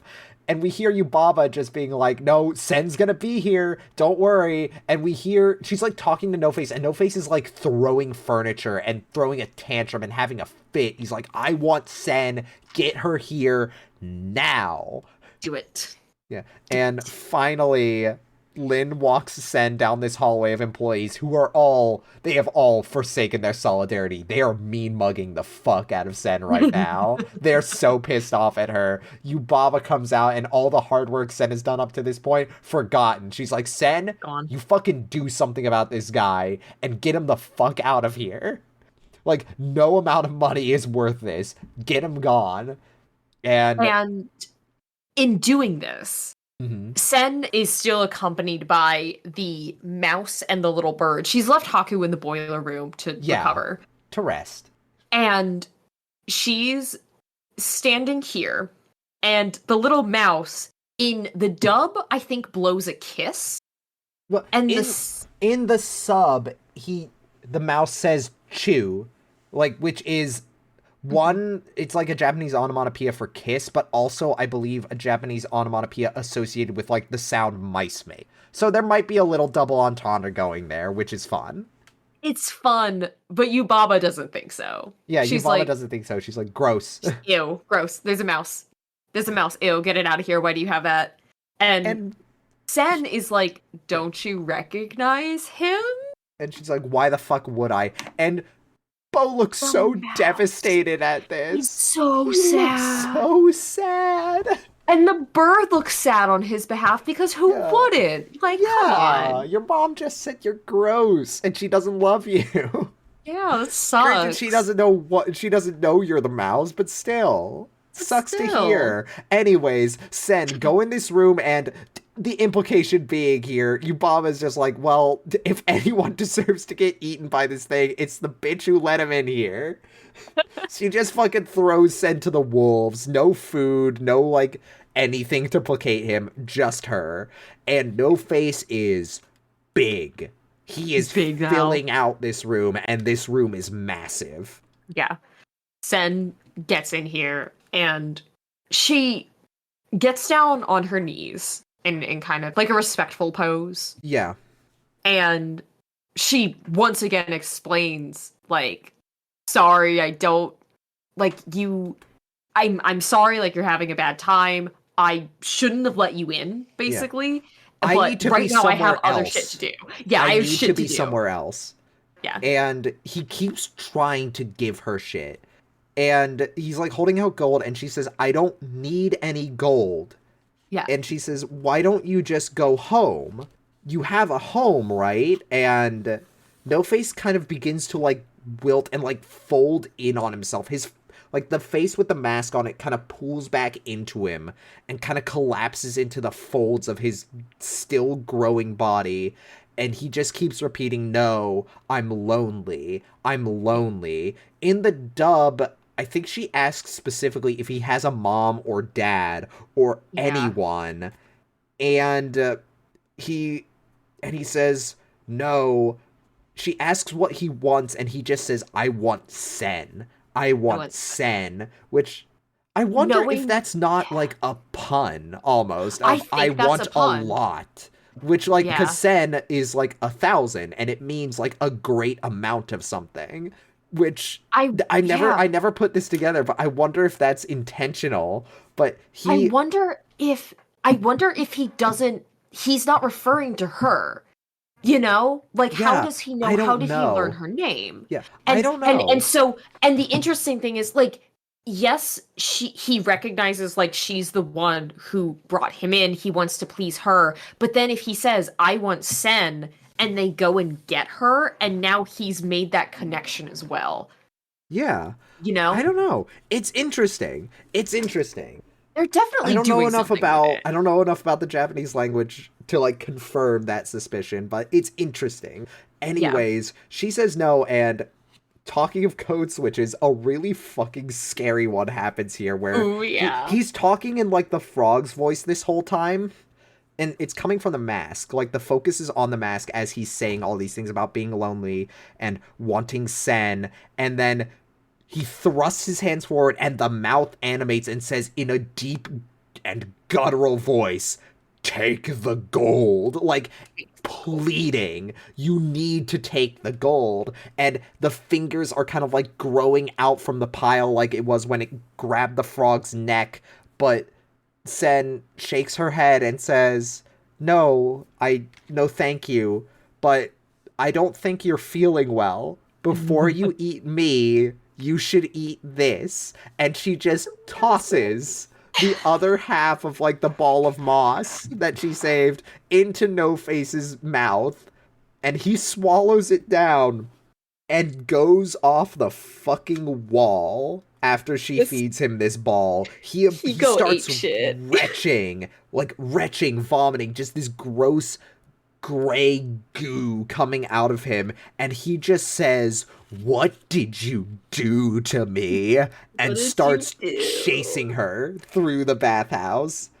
And as he is chasing her, there's this great animation effect where he's leaving bits of himself behind. Yeah, like his body is more corporeal than ever, and it's sticking to everything. Yeah, almost similar to how the stink spirit, who was not a stink spirit, left behind puddles, but now it's more viscous. Yeah, once again, kind of calling to mind that pollution. Yeah, pollution, like pollution of the self.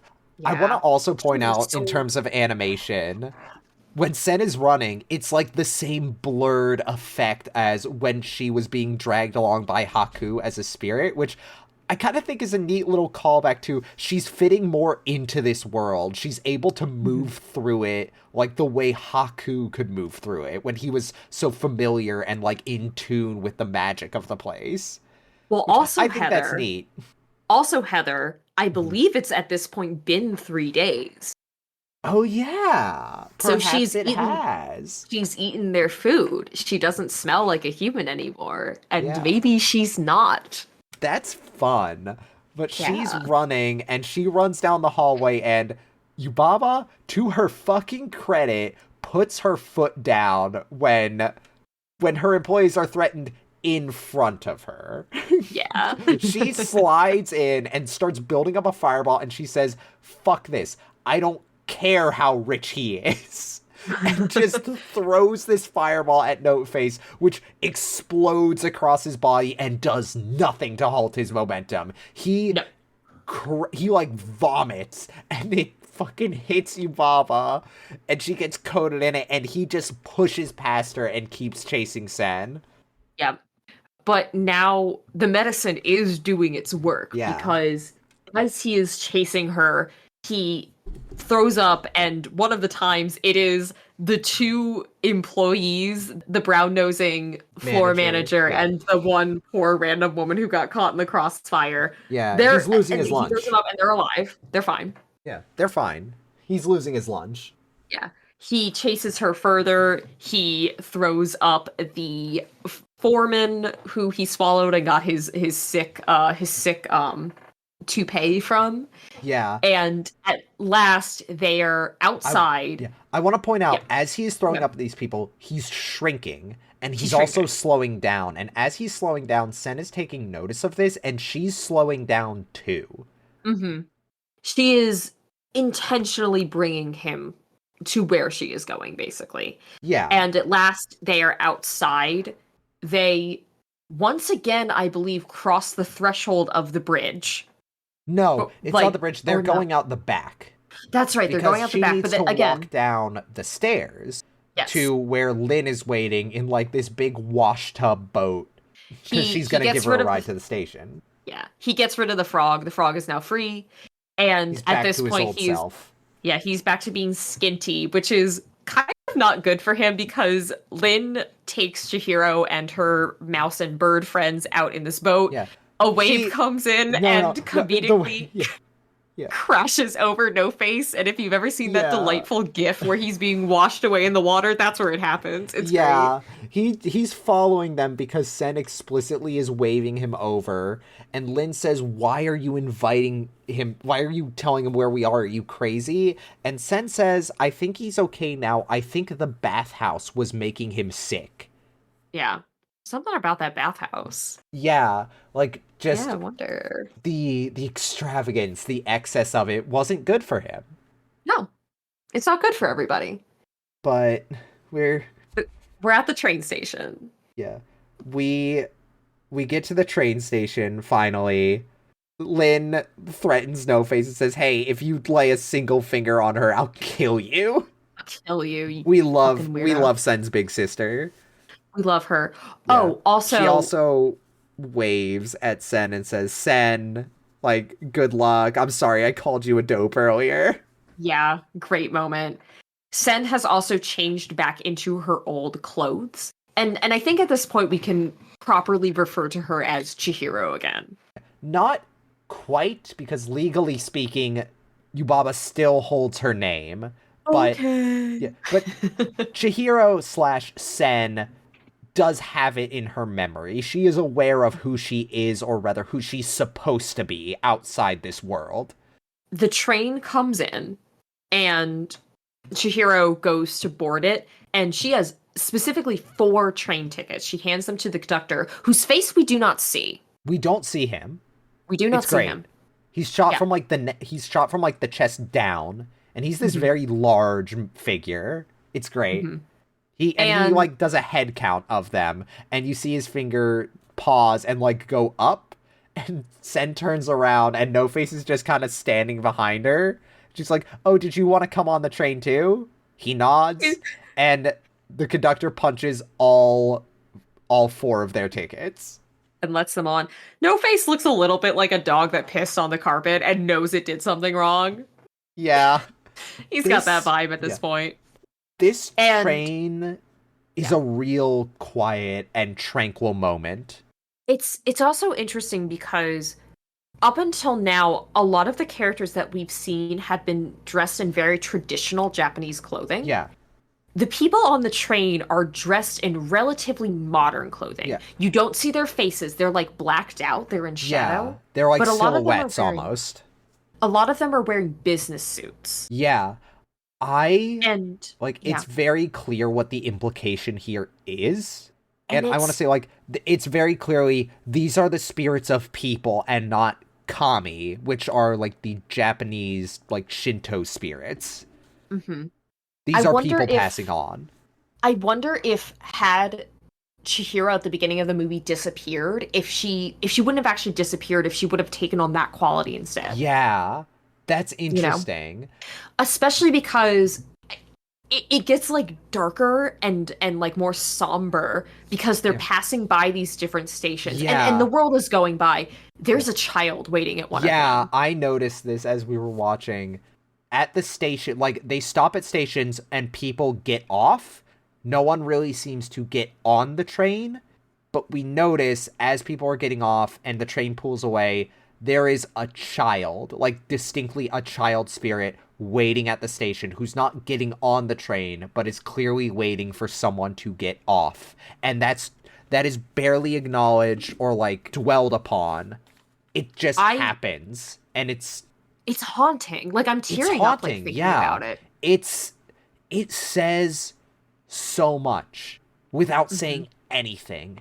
And that's what's so beautiful about, like, this medium of what you can do with it.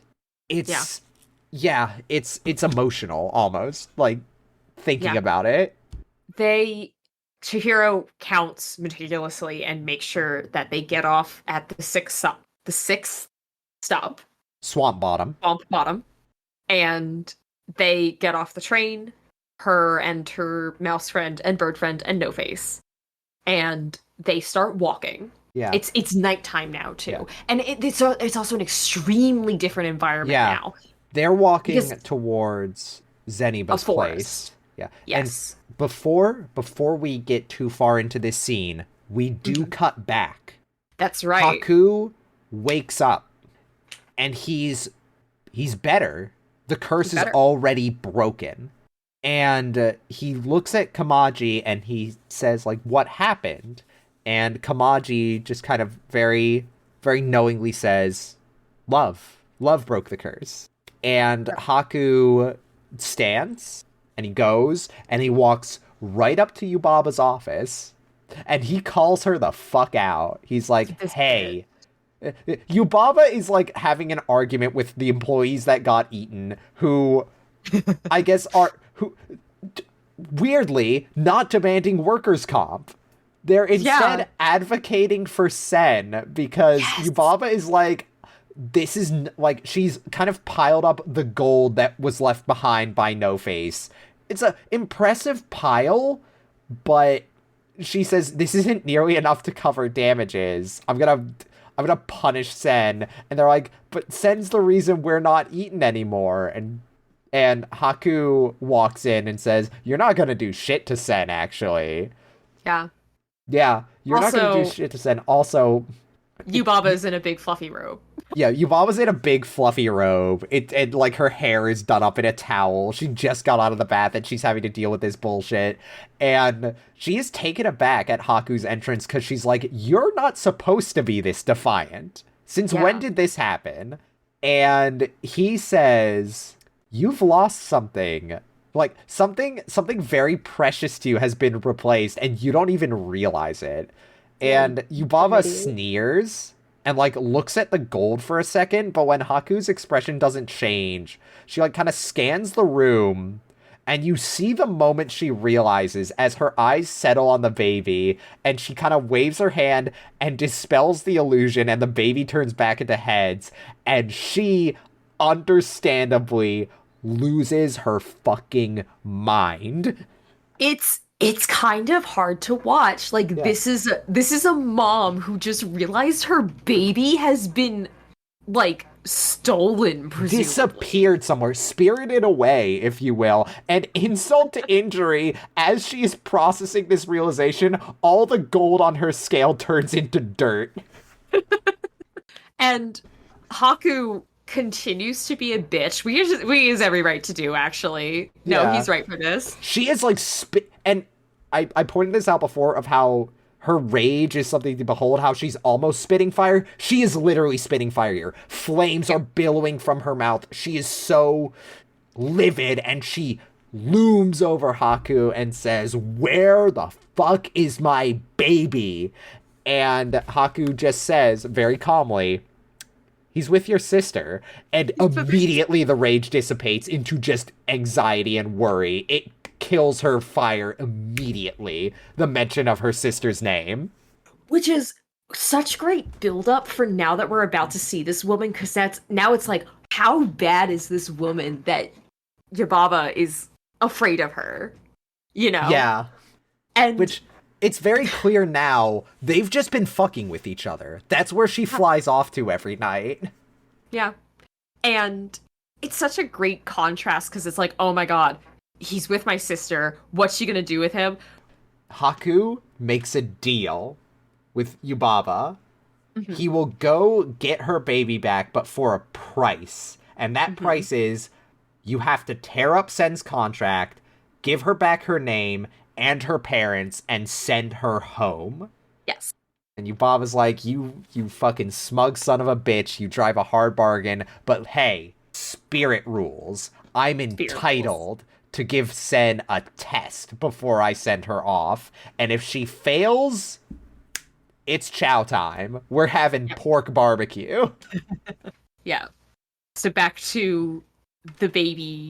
The baby is a mouse. Yeah. We cut back to Chihiro and No Face, and all this time the little bird has been flying Bo around.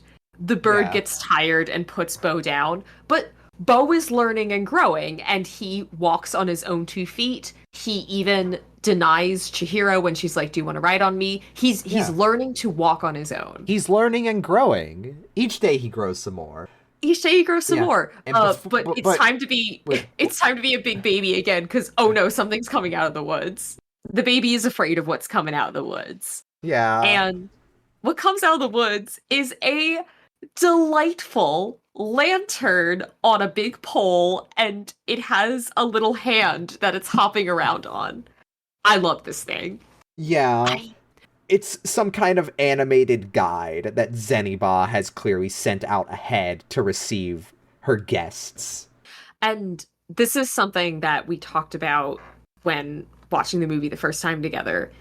I love so much this mixing of traditional myth and folklore with modern technology. Like, because it's a lamp. Like, it is an electrical lamp. it's so interesting and cool and like, I don't know, expansive in a way, saying that just because something is modern does not mean that it can't be mythical. Yeah. You know? And Yeah. again, this movie's just full of things that I like.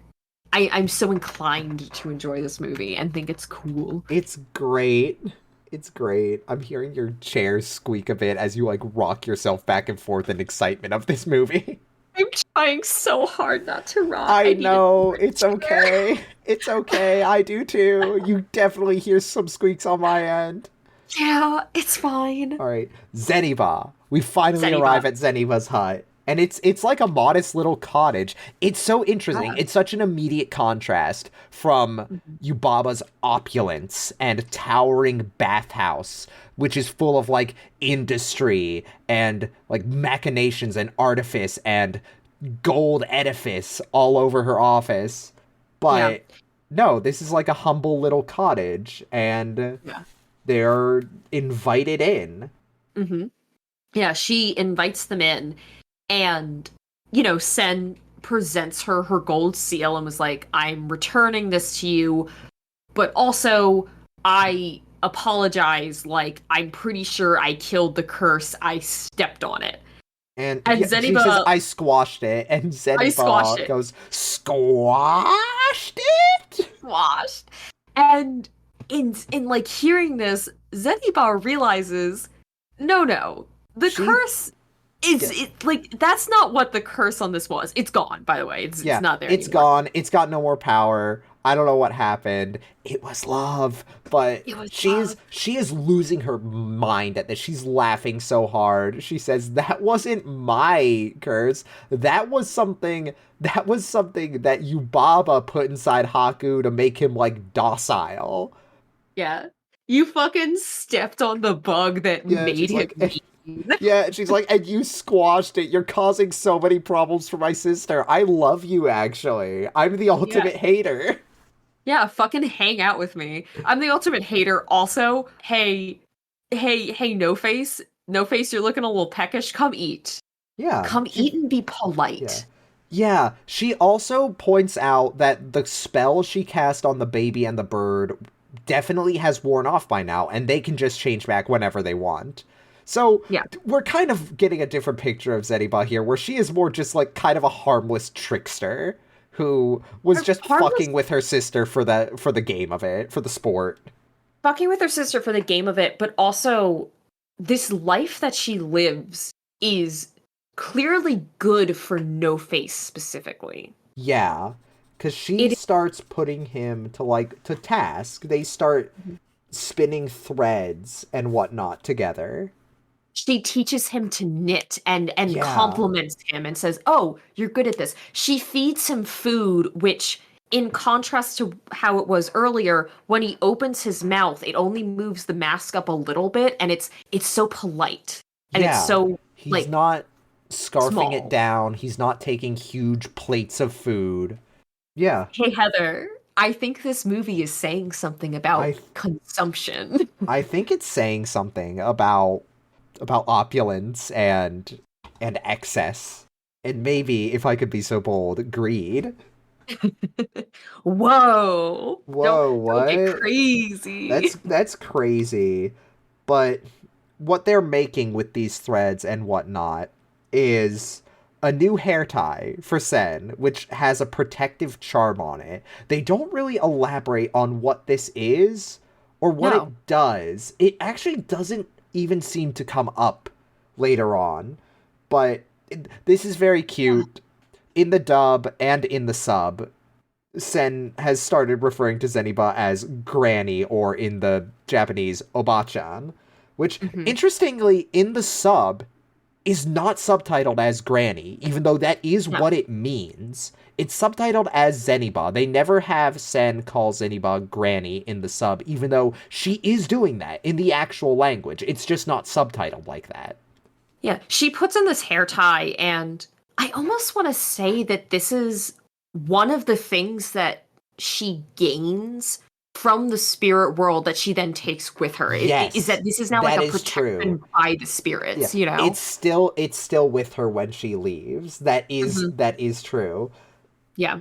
Speaking of things that are with her, there's like a little rumbling and a rustling outside, and Hey, Zeniba who is goes, that? "Oh, hey, we have a guest. Would you let Hey. them in, please?"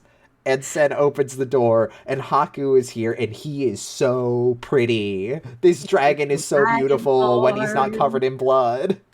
He Even looks so this yeah. even when he's He covered in stands the blood, he fuck looks up again. beautiful. Yeah. Oh yeah. Yeah, this is when he's stanced up, but he's not stanced up in like a defensive or angry way. He is here in his majesty, and Sen runs out to him and is like tearing up and is so glad She's that like, he's "Oh, here you're and okay. okay." He is like very clearly wary of Zenibah, but she's like, "Man, water under the bridge. I don't give a fuck." Yeah, I got my shit back, and also she squashed the bug that made you evil. Like, you're fine. You're fine. You're normal. Yeah. But And yeah, Sen gives Zenibah a hug and says, "Thanks for everything, Granny." She's like, "Okay, you be good now." And also, No Face is gonna stay with me for a while. he's gonna hang out.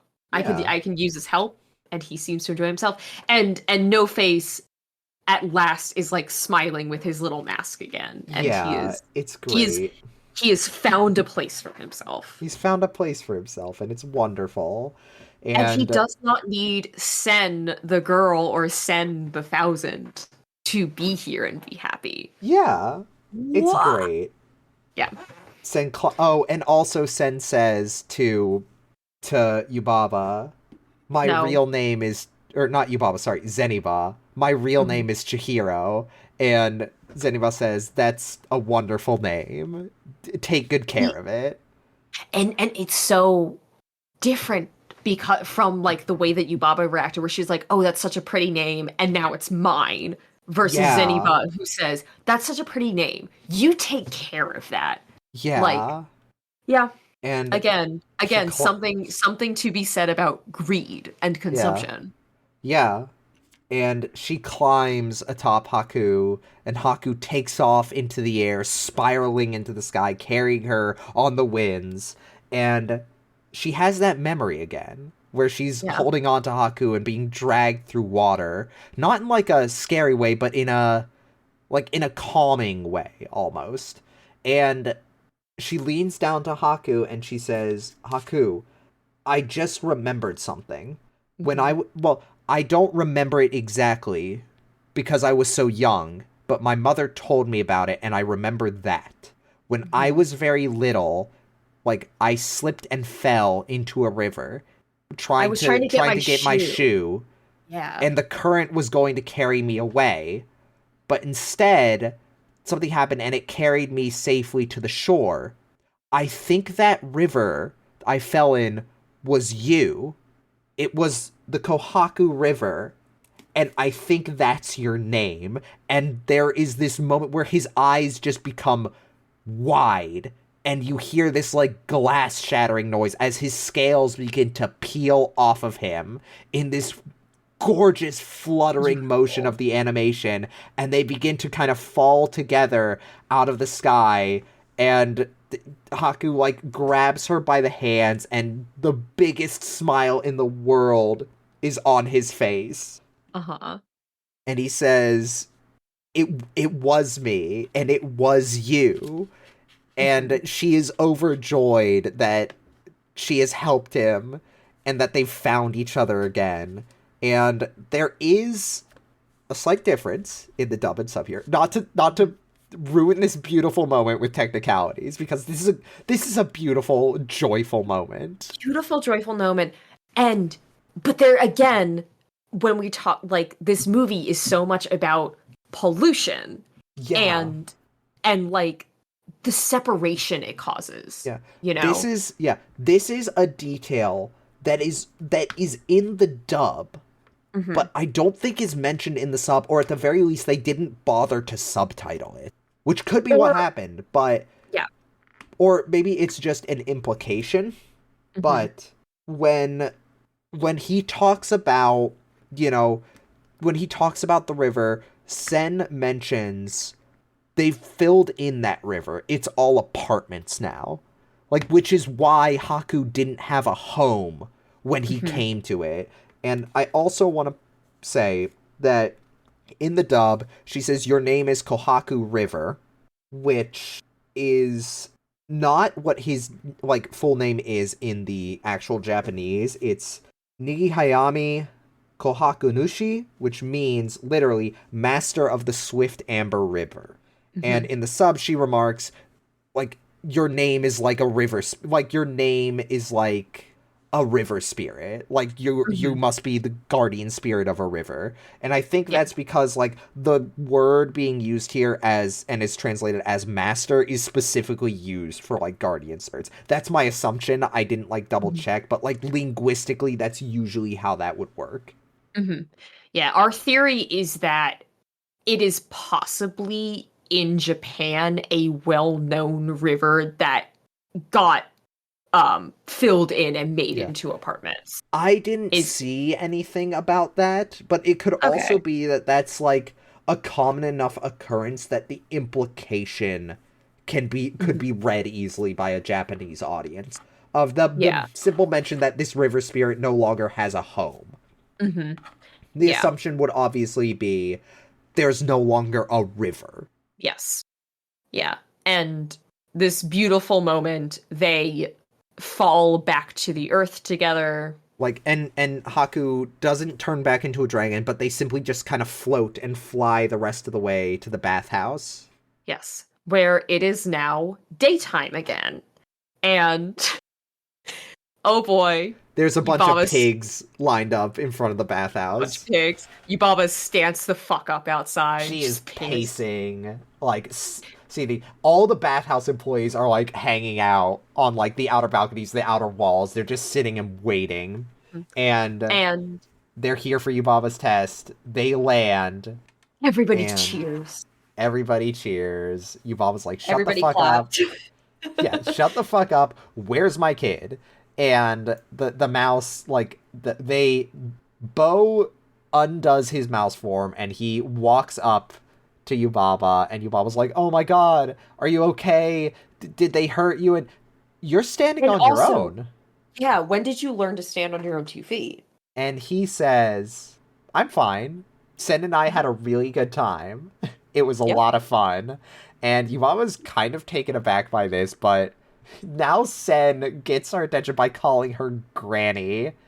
And she's like, Granny, what? Because this is like this is overly familiar because this is, I think, more a thing of like Japanese culture. This is still her boss that she is calling Oba-chan, which is like taboo. You don't do this. I learned enough about Japanese language to know you don't ever fucking do this. Like, even Haku in the Japanese is still referring to her with the sama honorific, which is, like, specifically, like, lord or master. Like, it is a very, like, intense honorific. Yeah. And Sen is just like, yo, Granny. Yo, Granny, what's up? I'm here for the test. I have 2 comments on that. One, going back to the subs translation, where they were still referring to Zeniba as Zeniba rather than Oba-chan, was it? Yeah. Okay. Oba-chan. My theory is that they might have been cautious of somebody, like, picking up on what was being said and misunderstanding it, and then getting Yubaba and Zeniba confused.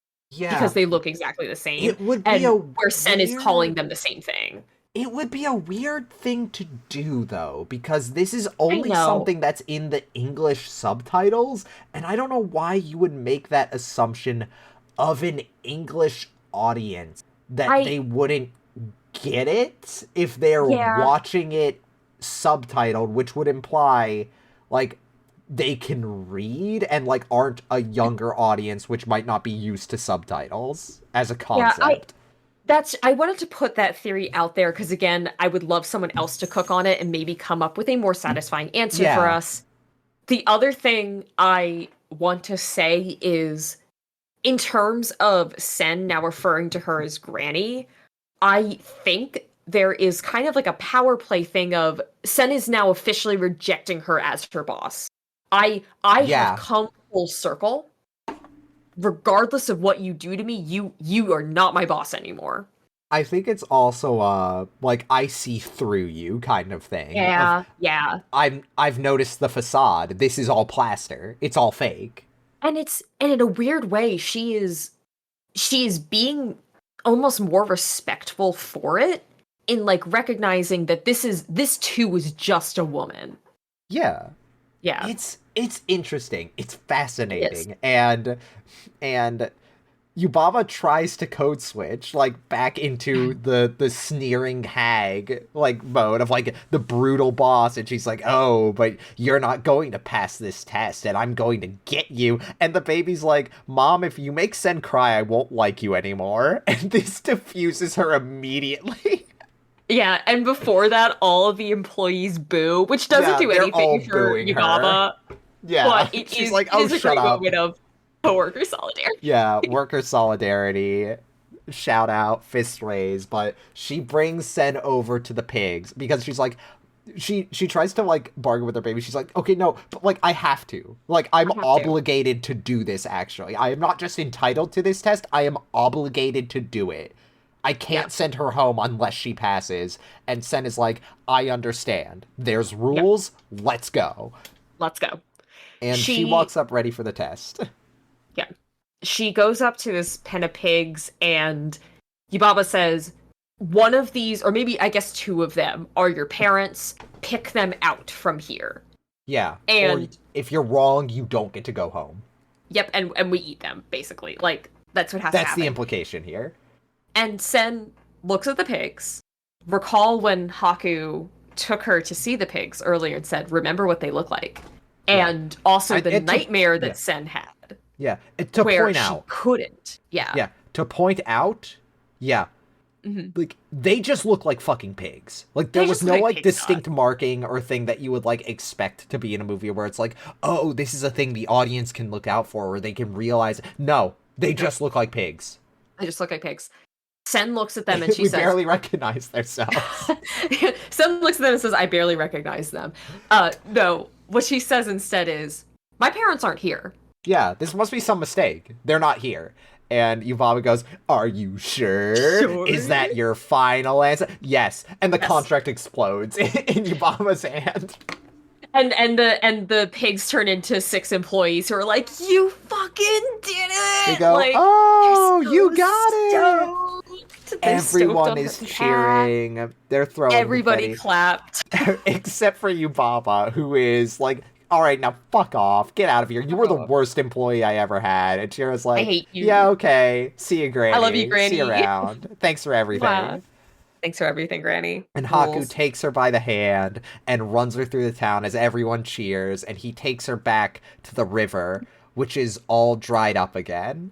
Yep. And he says, you gotta cross the river, walk back to the gate, and you'll find your parents there waiting for you. She asks if he's ever going to see her again, or if she's ever going to see him again. And he says, of course, and don't worry about me. I'll be all right. I've got my name back, so I'll be able to get, one over on Yubaba. Don't worry about me. Now go and don't look back. In the dub, they emphasize this. He says, whatever you do, don't turn around, don't look back. And in the sub, he just says, go and don't look back. It's very quick. Like, almost you could mistake it as, like, an encouraging, like, push forward and not a rule you need to follow. Because this is something that does appear in, like, Japanese folklore. The concept of crossing from the spirit world or the other world to, like, your world. Mm-hmm. A rule that comes up is you are not allowed to turn around. No. And once again, because Chihiro's ass is saved time and time again by the fact that she not only follows rules, but understands that there are rules and you fucking follow them. She goes forward. Her parents are waiting for her at the opening to the tunnel. They're like, hey, where'd you go? We're trying to leave. Why'd you wander off like that, Chihiro? Yeah. what the fuck, Chihiro? Yeah, And jeez, kid. You almost got it's like you got spirited away or something. and there's a moment in this crossing that you see her head like turn slightly, and then she Yeah. turns it back. She does not look back. Yeah, she doesn't look back. She stops and thinks Mm-hmm. about it, but she doesn't look back. She goes headstrong and forward with her parents, and they go out the tunnel, and they come out the other side, and it is completely overgrown with green. Like, there's Yes. branches and, like, grass and moss all over their car, and the parents are so confused. They're like, is this someone's idea of a joke? Like, Hey, what happened? who did this prank?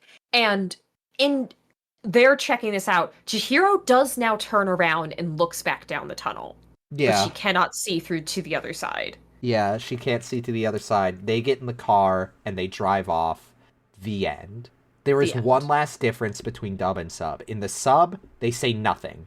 It ends with them just getting back in the car and going. In the dub, they get a little voiceover with the dad saying, "Well, Chihiro, are you still like nervous about your school or moving to this new place?" And she says, "I think I can handle it, actually." Which It's is cute. I don't know if it's necessary. I'm interested in what the thought process was about adding that last little bit of ADR.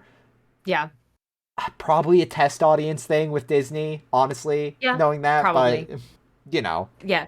The last thing I will note before we end this and get to the end Yeah. is when I was keeping my eye out for the flowers to see if we would see them decayed at the end of the movie, we don't get that as an answer. Yeah. Which We don't know. my theory on that is that they wanted to leave us with that imagery rather than of decay, that lush green that enveloped their car Yeah. instead. This emphasis on life continuing on. Not just like, but like regrowth, rebirth. Because Yes. when we were talking about earlier, I don't remember the word off the top of my head, but like the idea of being hidden by the gods, of being spirited away, and the idea of coming back from it, and the social rebirth of that. Yeah. I think that's like what that imagery is evoking here. What a profound fucking message to have that happen to a child. Yeah. Like, Yeah. Miyazaki, I think you did it. I think you did make a movie for her. Like, Yeah. I think Jesus you fucking did make Christ. a protagonist that 10-year-old girls can look up to. I think you did make something that would help these children not lose their spirit in the world. I think you did it. I think you captured, like, the adventurous spirit that exists in the heart of a child. It's beautiful. It's fucking beautiful. This movie is so good. The fucking end. The Jesus fucking Christ. end. And we get that song. We finally get the credits song. That beautiful ballad. And Yep. just Playing over. always with me. Always with me, playing over the specific scenes that they're showing the abandoned amusement park. Yeah. And that's it. Yeah. Like the spirits are gone. They're not here anymore. And it's Not in the but daytime. not in the daytime, not like we're on the other side at the threshold and you can't look back. Yep. God, what a great film. What a great film. And now that we have crossed the threshold back into the human world, Uh-huh. I think it's time to rate this movie's dragon. It's time for the dragon scale. It's time for the dragon scale. Now, normally before this we would like read reviews of the movie, but this movie was great. It was fantastic. We know what everyone's going to be saying about it. Yeah. We don't need to do that. Wait, we don't want to hear from the dissenters. You guys be quiet this time. Yeah, you guys be quiet. This movie to was a bed. masterpiece, and the dragon in it was great. Spoiler alert, I think this one's going to be a high score. I think this one's going to be pretty high score. All right, well, let's get into it then. We're going to pull up our patent-pending dragon scale with 5 categories, and we're going to put a score in each of those to get a score out of 10 for this movie's dragon, which is, of course, Haku. Goo. All right. Category 1, taxonomy. How dragon is this dragon? Easy rank, I think. Dragon. Yeah. Easy 10 out of 10. In his dragon form, he is a dragon. Yes. Now that's an interesting stipulation. Do you think that because he has multiple forms, this impacts his dragonness? No, because I think his being a dragon is in a lot of ways like it's distinct enough that, like, I don't know. I feel like we can just count his dragon form and not worry about his human form. Actually, no, because that's going to get us in trouble with a movie that's coming up. What I'm saying is, are we setting a precedent here that if you have multiple forms, are you like fully a dragon if you can turn into a dragon and be something else? Or what's the deal with this? I think I'm gonna argue, actually, I think it shouldn't make a difference. Because, at least for Haku, because, like, spiritually, I think spiritually he, like, that form is as much him as his other form. I agree. It's not like it's like, oh, a curse that's been placed upon him that he turns into the dragon. No, that's just an aspect of himself. I agree. And as a transgender person, I think that's worthy of a 10 out of 10. Haku is 10 out of 10 a dragon. 10 out of 10 dragon. Elegance. 10. I think this is also easily a 10 out of 10. This Haku is a 10. is so pretty. He's so pretty, and even when he's, like, injured and fucked up and falling out of the sky, he looks so beautiful when he moves. He looks so beautiful. Like, shout out again to Studio Ghibli and all the animators, because this dragon is impeccable. It's beautiful. Love this guy. It is a work of art. 10 out of 10. 10 out of 10. Terror. Terror is interesting. I think this also gets a high score because when he is scary, he's scary. Yeah. I'm gonna say, like, I don't think any lower than an 8, because he's, like, animalistic in a way that's frightening when he's, like, injured and all that. I was gonna argue a 7, largely because the movie does not want you to see him as scary, and the scariness comes out of the fact that he is in a place of hurt, versus he is